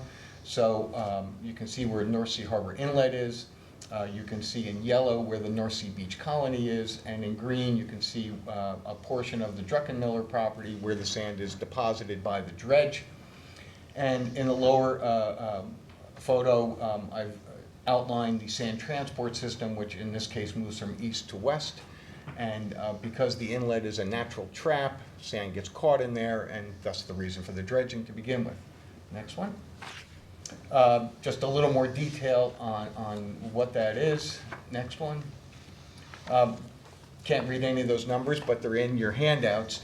Basically, what we're trying to do here is inlet management is sand management, and sand management is budget management. It's just like balancing your checkbook at home. And what's happened, there was an imbalance in this system because more sand was being pumped back to the east than was being pumped to the west. We're in the process, by working with the county and working with the Druckenmillers and the North Sea Beach Colony, to reassert that balance, and we're a good ways into it. We had an 88,000 cubic yard deficit. We've moved 5,000 cubic yards the first year, 20,000 the second year, and we're looking at moving 15,000 yards this year. Does the fact that we have a significant amount of stockpiled sand on the east side, did that contribute to what's happening at this inlet now? It does, because the sand pile there is about 7 feet higher than the regular beach elevation. So there's, the regular beach, normal beach is like 2.5, 3 feet high, that pile's 10 feet high. So you have all, for every horizontal foot, you've got all that sand that drops down and erodes into the inlet. Okay. But, that will be adjusted over time. Next one.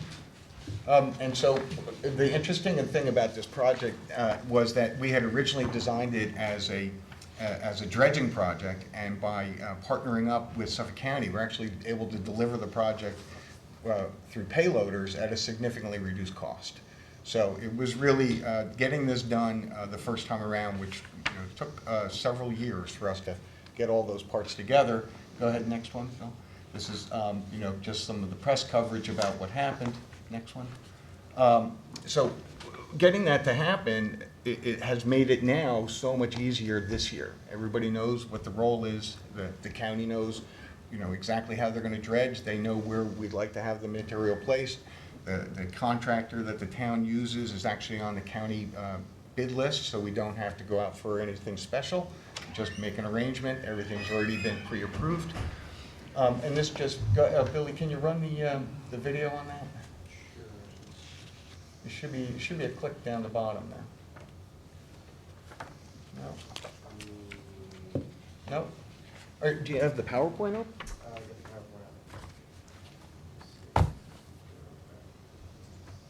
Doesn't look like a video. No. Yeah, yeah. Gotta run the PowerPoint because the PDF won't run it. Just, to give you an overview of, what the dredging operation looks like, so you can, when somebody asks you, you can tell them. While this is loading, we had kind of run some numbers a while back, the cost of shifting the sand by payloader versus if the county could just simply pump it further.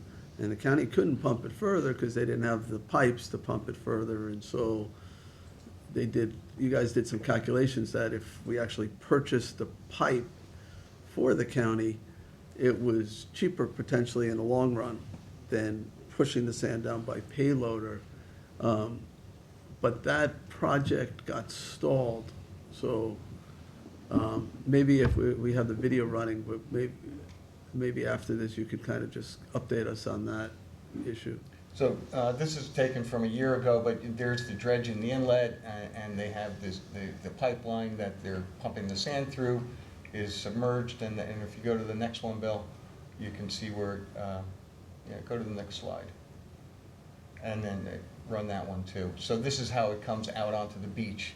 You can see they run the pipe down the beach, and you can see how the sand is all spilled out and actually created the whole beach here. And this is in front of the Druckenmiller property, and in the far background, you can just see two little mounds right there. That's the stockpile Right. that we're Now, won't pulling that from. beach get pushed to the west naturally a little bit? Yeah, as long as we get the material more than 500 feet west of the inlet, it continues to move west. And go to the next one, Bill. Next slide, please. And run this one. This is about a 2-minute time lapse, but this is how the project actually got built. There should be a run button on there, but yeah, there you go.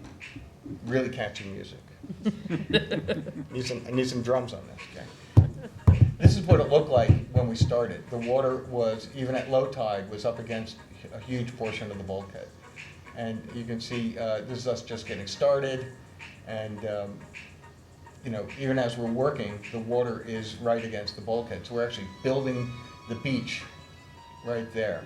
And what you'll see is that Comes the beach. here comes the beach, And we rebuild this beach multiple times. And the reason we do it this way is because this is the least expensive way to do it. By piling the sand up at the very back end against the bulkhead, nature redistributes it into the proper profile. So we don't have to do all that work, she does it for us. And you can see the payloaders just dumping and pushing and dumping and pushing. And then you'll have a storm that comes in and it moves things around on us. And then we come back out the next day and we put the beach back where it was. Very fast workers. Very fast.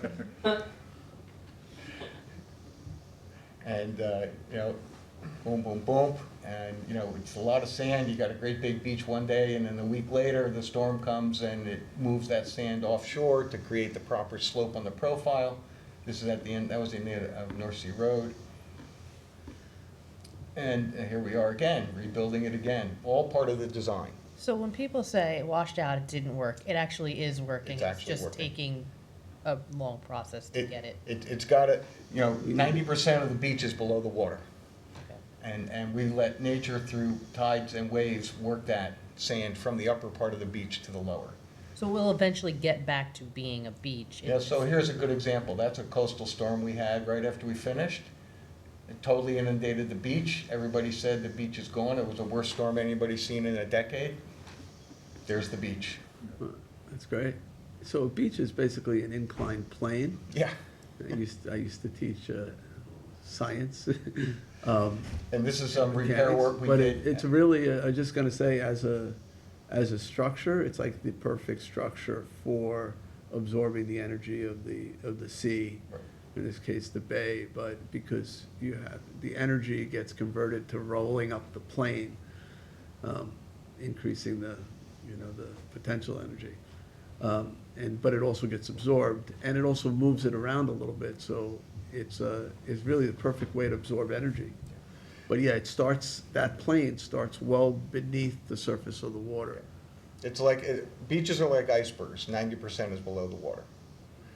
Anyway, I thought that you'd like to see, you know, how this takes place, and the fact that the storm can come, it can totally inundate the beach, and when the tide subsides, if we've done our job right, the beach is still there. But a Is key it still component. there? I mean, I haven't Oh, been yeah. over there, yeah. Absolutely. It looks almost like, it's 25 feet wide at high tide, which is the design. But in order to maintain that design, we have to do what we're doing this year. And, Periodic. yeah, as replenishment. Jay pointed out, you know, we need a time of year waiver. Now, the current situation on the permits, Bill, if you go to the next one, I think I have a slide that tells you where we are on the permits. Next slide, please, Bill. Yeah, here we go. And so we have the permits to place the dredge sand. So there's two projects here. One is the dredge sand, which we're looking at. The other one is this Olivine sand, which we're going to talk about in a minute. But we have the Army Corps permit, the DEC permit, the DOS permit, and we're about to get the Southampton Town permit, which we got originally and then was closed, so we have to get another permit. You actually have them. I have You both? have them attached, I believe. Now, that's a permit to move the sand down, or no? To move the dredge sand down. But what we need is from the Army Corps and from the DEC, we need a time of year waiver. So there's a condition in both the Army Corps permit and the state permit that says no work because of piping plover season. But there are no plovers. And we've presented that information to them. And the county, who's doing the dredging, just got that waiver. Okay, So good. we're very, very confident that we're gonna get one as well, but any assistance that could be provided to either the state or the federal government to encourage them to act, well, because we need lead time with the contractor of at least a week or 10 days to get them online, and they're dredging now, and we want to combine these operations so we limit the disturbance. Right, the sooner that you move it down, the better, I think, Sooner- too, because sooner the it's, better. you know, the weather keeps getting nicer and nicer, people are gonna use the beach more and more, it's gonna get harder and harder to run that heavy equipment Yeah. on the beach. Yeah. What do you need from the DEC? I need a time of year waiver, a modification to the DEC permit. It's been submitted, it's in process, we're back and forth with them, but any little nudge would help. The No. DEC issued it to the county already? Yeah, You're saying? yeah, and as did the Army Corps. So now, is, the next time they dredge, is it gonna go on the Towed Point side, or are they gonna continue to put it on this side, do you know? I don't think that's been decided yet. Because basically I'm just want trying to to, figure out the window of time to get the pipe. You know, because we obviously don't have it for this dredging. Right. But we have it for the next dredging, hopefully, because that could be a year or two from now. well, it's probably going to be a year or less because this channel just clogs every year. I mean, if you look at the No, I'm dredge saying records- 2 years, because potentially the next one might go to Town Point. Yeah. And so we might have to wait 2 dredge cycles before we see sand again. But, But we're still, even with the 15,000 now, we're only gonna be at 50,000 out of the 88,000 deficit. So we're still, this beach technically is still in deficit. yeah. What's the status of the pipe, do we know? Well, we're trying to work, as you know, there was an issue with the size of the pipe. Right. So. It didn't match the county's pipe. right? Correct, we were given the wrong specs. So we're trying to work with the vendors who have responded to our bid to see if we can get the pipe that's appropriate for the same price. Okay, you're working on it, With John McDonald, yes. okay. And the money's sort of set aside from the ECD? or is Yeah, it being or, you used know, for the like everything payroll? else post-COVID, especially pipe, which is a petroleum-based product because it's PVC, It's gone up. it's gone up. So we are reviewing the needs of the county. They originally wanted 3,000 feet of pipe. We're just trying to see if they can go with 2,500 or something like that. Or if they want to chip in and help cover some of the costs that were over, because the original bid we had was within budget. All right, so you guys are working on it. We're working Just on keep us, Yeah. Do they make adapters for those things? That's what they're doing now, because the dredge is a 14-inch dredge and it's a 12-inch pipe. So there's an adapter from 14 to 12. The problem is it's limiting their productivity. They could be way more productive, literally 20%, 30% more productive with the right size pipe. and what was the pipe that we were ordering? Was it 14 inch? It was 14-inch, but it was outside diameter, not inside diameter. That was the problem. But that was then and this is now, So you need 14 inch OD. No, ID. inside, ID, yeah. 14-inch ID.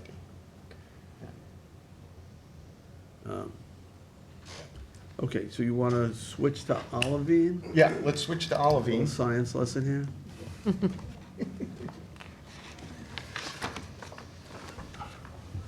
So, Bill, if you can open up that next PowerPoint, that'd be great. So,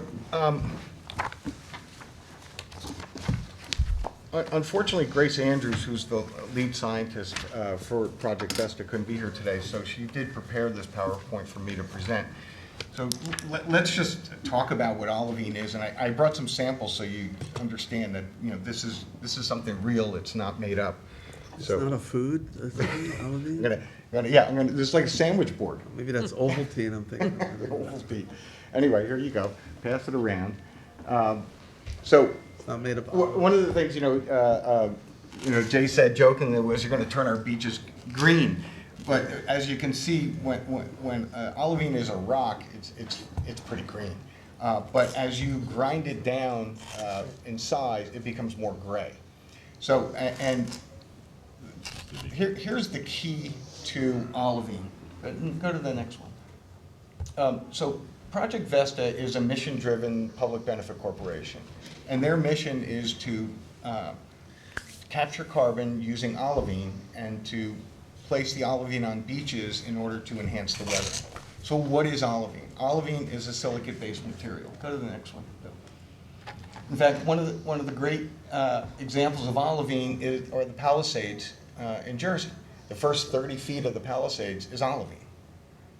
It's all over the world. It's ubiquitous. It's mined on every continent except for Antarctica. Just to date, it has fairly limited uses. It's used mostly in the foundry industry because it has really good refractory properties. But the unique thing about olivine is this. When it's in contact with water, it will actually pull the carbon as it weathers through mineral weathering. It actually pulls the carbon out of the water column, which means that the water can now absorb more carbon out of the atmosphere. So without going into, global warming, everybody pretty much at this point understands we have an excess of carbon in the atmosphere, and the ocean is the largest sink of carbon on the planet, and it's pulling that carbon out of the atmosphere and increasing the carbon content in the ocean, which is actually causing ocean acidification. Olivine is part of the natural carbon cycle that's been balancing the carbon on the planet for billions of years. Ever since the Earth was created and olivine was made through volcanic activity, as it weathers, it pulls carbon out of the water. So the idea was we can do two things at once. Number one, we can capture carbon, and number two, we can help build beaches. So we don't want to build 100% olivine beach, we want to build a 10% olivine beach. And the great thing about it is it's completely scalable, and it's once it's in place, it operates over decade to century timescales. So it's not a tree in a forest that somebody can cut down or can burn. This is something that once it's into the system, it will continue to remove carbon over decades up to a century. And in 1 ton, go to the next one, Bill. 1 ton of carbon will remove, 1 ton of olivine will remove 1 ton of carbon. So that's the basis for Project Vesta. There are, if you go to vesta.earth, you'll find they're doing projects in the Dominican Republic, another one in North Carolina, one in Florida. We're working on one in India, and one in Mexico. But this one here in New York is, if everything continues to go the way it is, will be the first one in the world where olivine is added to a beach to capture carbon and to help maintain a healthy beach. And you're proposing 500 yards. So it's 500 cubic yards of material, and as I said, there's 15,000 cubic yards coming out with the dredge. The ECD is entitled to 2/3 of that, or 10,000 yards. So 500 cubic yards is Pretty small. pretty small number, but doesn't take a lot. And Now- you're trying to get the permits for it from, I guess, everybody, right? From everybody, again, so here's the, Can I ask you a question that I know you'll be able to answer? And before I ask it, the source of this olivine is Norway, Norway? Norway. All right, so All right, so, so you know the question that's coming is like, so yeah, this is supposed to be carbon negative. carbon negative. So somewhere in Norway, somebody mined this, and then they have to transport it. To the Port of Wilmington. 500 cubic yards have to get transported across the ocean, Atlantic Ocean. And Still then carbon. it has to get ground down into a fine powder. It's ground in Norway. All right, it's ground in Norway. Doesn't matter, it's planet Earth, right? So it gets ground down, so that's a lot of energy in grinding this down. I felt the rocks are pretty hard rock. So, and then it has to be dumped on the beach, spread around, and if you add up, all that stuff is happening, using diesel fuel, which is pumping a lot of carbon into the air. Yes. So I'm sure you've done the equation. So and yet it's actually, on the whole, Yes. carbon negative. It's still carbon negative, and there's two things. Number one, this project is carbon negative. For every ton of olivine we put down, we're going to be absorbing a ton of carbon dioxide. And I don't have the spreadsheet in front of me. I'll definitely provide it to you, but our scientists have run the numbers, and this project will be carbon negative. But again, this is a pilot project. The object is these carbon credits have to be verified through an established verification process.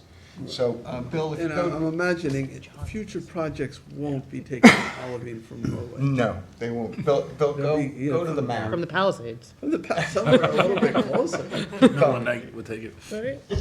Aaron, Yes. is this found on our beaches now? Is it part of the upper glacial? I don't know if olivine itself is found, but everything that's in olivine is found, because olivine is magnesium, it's MgSiO4, so it's magnesium silicon oxide. Does it work if it's completely submerged? Works best. When it's complete, okay. Yeah, works best when it's So completely it doesn't need submerged. the air, water? No, Okay. no air is better, just it needs only like a fish. It works best Yeah. if it's completely submerged. Yeah, if you look at this map, and it's in your handout, Project Vesta is undertaking a incredibly intensive monitoring program where they're actually sampling what we call the pore water, which is the water in between the sand grains, because that's where the chemical reaction is taking place. And they're monitoring the water chemistry, they're monitoring the benthic organisms, they're monitoring tides and currents.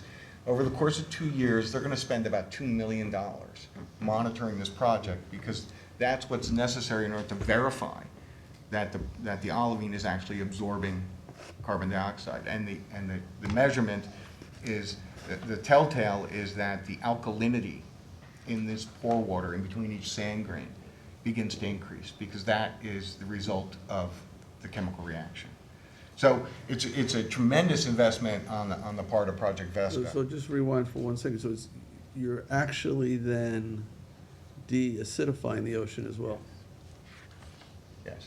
Which is what you said is the Which is- effect of carbon. Which is the carbon acidifies it, and this de-acidifies it. Which is good. And obviously, by grinding it down to fine powder, you get a lot more surface area. We're at the upper range of what we want to deploy on beaches, which is the 0 to 3 millimeters. We're looking at actually doing in Massachusetts, we're going to be doing a marsh layering, where we put a very fine layer of very fine material on a marsh, because that gets wet twice a day, and the finer the material, the greater the surface area, the more weathering. Is If there there's any, sediment that deposits on it, does it still work? Yep, as long as it's in contact with water, Even if it's, doesn't matter. okay. is there any, I have to look at the chemical equation you put up, but is there any byproducts that are negative, sulfites or? The only thing, and this is the thing with everything that's got iron or magnesium in it, is some of that weathers out as well. But these are fractional numbers in the parts per billion, so, and you're doing it on an active beach, so it's not. It's not toxic to anything? No. In fact, in our monitoring program already in the laboratory, we're taking 100% olivine and putting in an aquarium and putting creatures in there, and then going through and doing the bioassays, and there's absolutely no impact. It's sand. It's silicate sand. So there's no. It's just a different kind of sand Straight than we're used to. olivine, it's not, there's no arsenic or anything that you find in other rocks. And when the material comes in, we take one sample from the 500 yards, and we take it to long analytical, and we run the full EPA sequence on it, and so we know what's in it.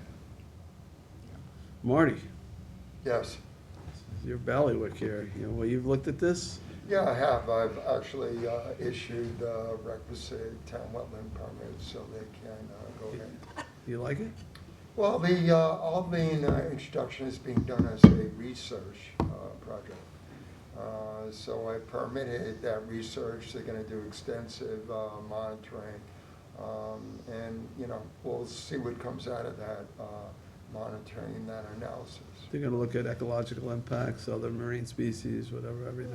Based upon the information that Project Vesta provided, it doesn't appear that it's going to have any adverse impacts, but that's the reason to go ahead with this as a pilot research project at North Sea Beach Colony to look locally at all those parameters and see if there's any evidence, see what the positive impacts are, and see if there's any. Are you matching of grain negative size to impacts. what's out there? Yeah, that's one of the beauties of this, is that we can grind it to whatever size we Because want. some of that's And they know really what's fine. going on, and they're all on board, and I'm sorry, who? the North Sea Beach Colony. Yes, all know. North Sea Beach Colony, ECD Advisory Board has been briefed. They endorsed us submitting the applications, and we're going to give them an update in the very near future, probably right around Memorial Day. So in terms of sediment, or maybe not sediment, but in terms of transport, sand transport, if it's the same grain, and roughly same weight, it should move. It's a little heavier, It's a little heavier. yeah, which is nice because heavier stays around a little longer. I was gonna say, so, yeah, because that could change how it migrate. So on the Olivine, we have the permit from Marty, we have the permit from the coastal management, and we have the permit from the DEC. All of them have agreed to issue permits for the Olivine. We're waiting on the Army Corps permit because that's wrapped into the time of year waiver. Have you looped in the Peconic Estuary program? Definitely looped in. We've spoken with them, gave them a whole briefing about a week ago. I think I would say they're cautiously optimistic. Had a lot of questions, as they would, and they said keep us posted here. Put up here all the different monitoring we're doing, and that we're collaborating with Stony Brook and Dr. Gobler's lab and with Cornell Cooperative Extension. They're actually doing our benthic monitoring. So we're. Do you see a major future for this, like in terms of, like it's 500 yards, but, Well, 500,000 yards, like, Cost and, well, big beaches, the town, on behalf of the town, we're working on the next leg of the Sagaponic Bridgehampton project. That's almost 2 million cubic yards of sand. If we could get 10% of that, then we get either 10% more sand or 10% less money. is that's this cheaper than sand? Yeah, because it's financed through the sale of the carbon credit.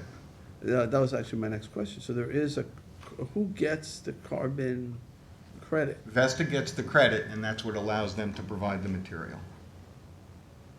But again, we have to prove that it's actually working, and that's what this project is all about. So I brought some show and tell. I'm really anxious to show you this stuff, so come So if the on. town puts it on their beach, we don't get any of the carbon credit. Nope, but you get to be the first one in the world. We get bragging rights. So, where's my 0 to 3? There it is. So this 0 to 3 millimeters is about the range of sand that's on the beach. The sand that's on the beach in the North Sea is 0.7 to like 2.0 millimeters. So just, I tell everybody, if you mix 10% in, you can't tell the difference. So I did it in the office to make sure I got it right. And this is native North Sea beach colony sand. So I brought a test tube for each of you. I'm going to help you fill it. Then I'm going to show you how to shake it, because you have to shake it a certain way. so we can believe that it actually happened. I'm not gonna eat goggles for this. This is genuine North Sea beach colony. Genuine North Sea beach colony Native sand. sand. Good stuff. I brought a funnel. Is it from Holmes' Hill? Okay. All right, so.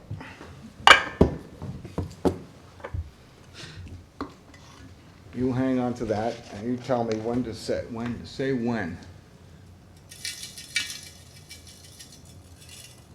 What's your goal? How far do you? I guess that Right to line, that right? line. That Yeah. line? Okay. How we doing? Is that good? A little more? A little bit more. Good. Good? Okay, so if you look at it right now, you can definitely see the difference between the two. We can't share. No, I can't share. That's my sand.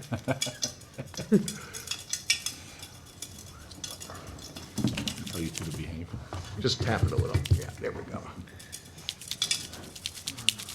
There we go. Okay, beautiful. That's your sample. Jay's taking pictures before and after. Well, how am I gonna compare it? I gotta remember what it looked like. Color Well, spectrum. here, put mine next to yours. Yeah, let me see yours. No, that's one, I'm giving you a sample of totally native sand right there, that you can compare them against. It's the total native. This Come on, Aaron, you can do it without the funnel. is actually darker than that. I tried that, my office is covered in sand. It's actually lighter colored than the. Yeah, you can see it when, in that scenario, you can really see it. But then, when you mix it up, it just disappears.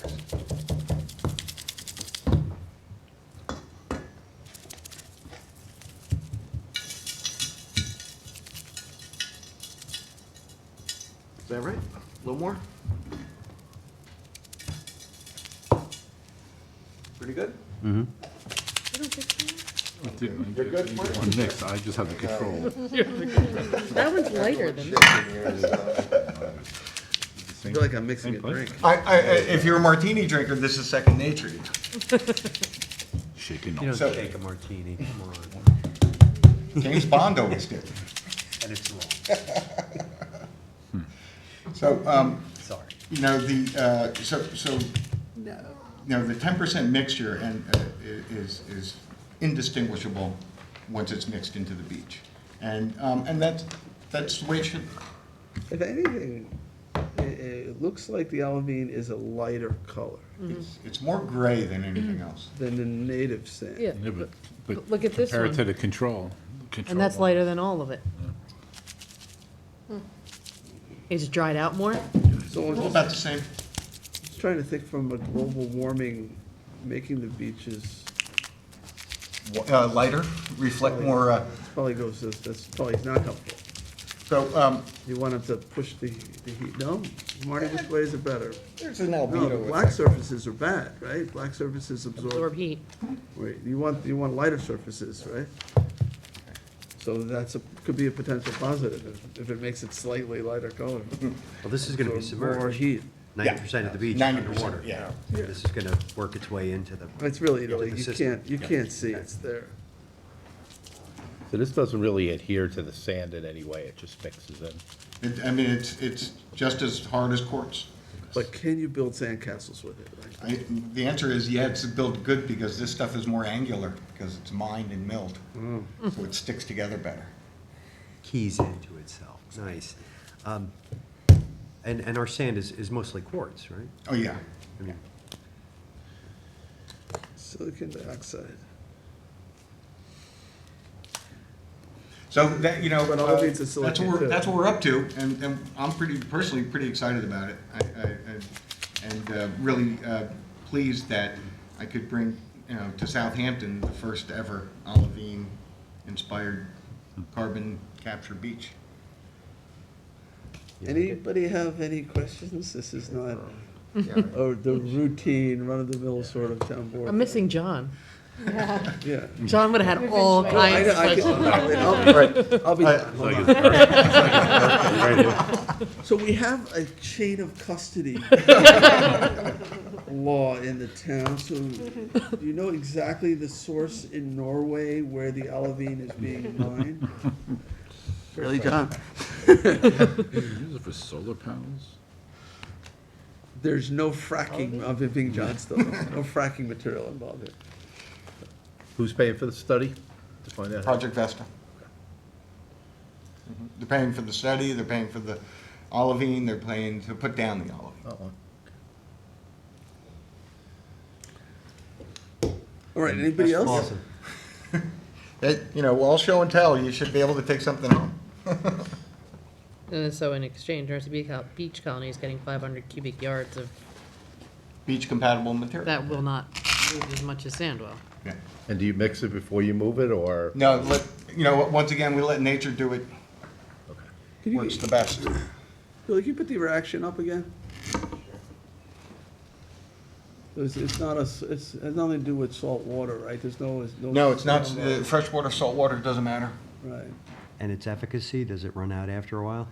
Anywhere between 50 and 100 years. Just hold it there, so it's, It'll outlive me.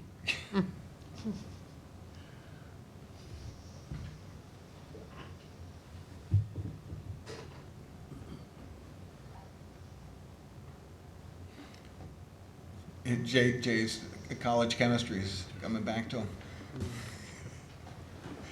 And if you go to the Vesta.earth website, there are dozens of studies. This has been done for over a decade in the lab. There's actually been tests of this on farm fields in the Midwest. The problem is it doesn't weather as fast because they don't get as wet. That was the whole concept.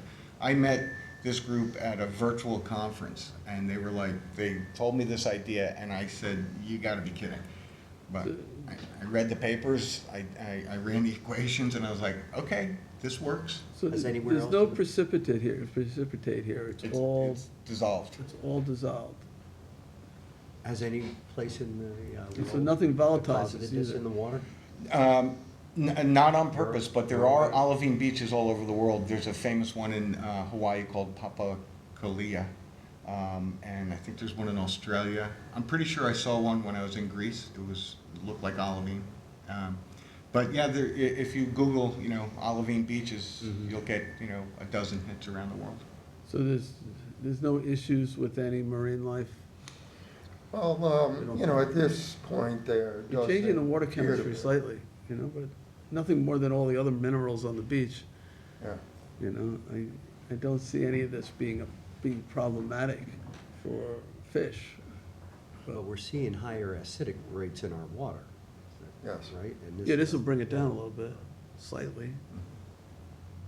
I hope that in a year or two, I can come back to you and say, we're gonna get 10,000 tons of this stuff. That would be a great outcome. Right. So it could make it less expensive to do beach erosion control, beach nourishment projects in the future, Yeah, and at the same time, reduce CO2. yeah.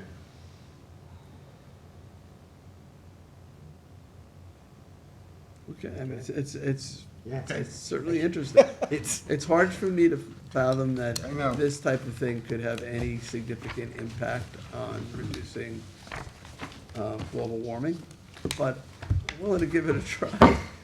They say, think globally, act locally, so maybe it's small impacts all over the world. We've got to do something, Gotta do something. cool the planet down. We'll check in on that fish tank in a couple months. All right. Are you're not gonna keep Yeah, yours? you put these on your shelf in your Yeah, office. no, yeah, definitely. I'll Oh, I take, need those. When the research comes back, you can Which remember one's when the you sample? sat here and shook it. The native. Yeah, that one I need. Cigar case. did you get permission to take that sand off the beach? It was all part of the original project. And I said, I gotta run out to North Sea and get some samples, and I started rummaging through my sediment collection. I was like, got it right here. Perfect. We don't want anybody stealing sand from our beaches now. All right, anyone else? Nope. All right, Okay, great, thank you. Thank you. interesting. all right, so I think that's it. Anything else, any updates anybody have?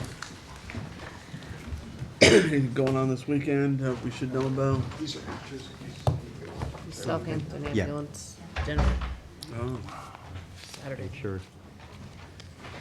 All right, I will, hearing no other business, I will make a motion to adjourn. Second? Seconded by Councilwoman McNamara. All in favor? Aye. Aye.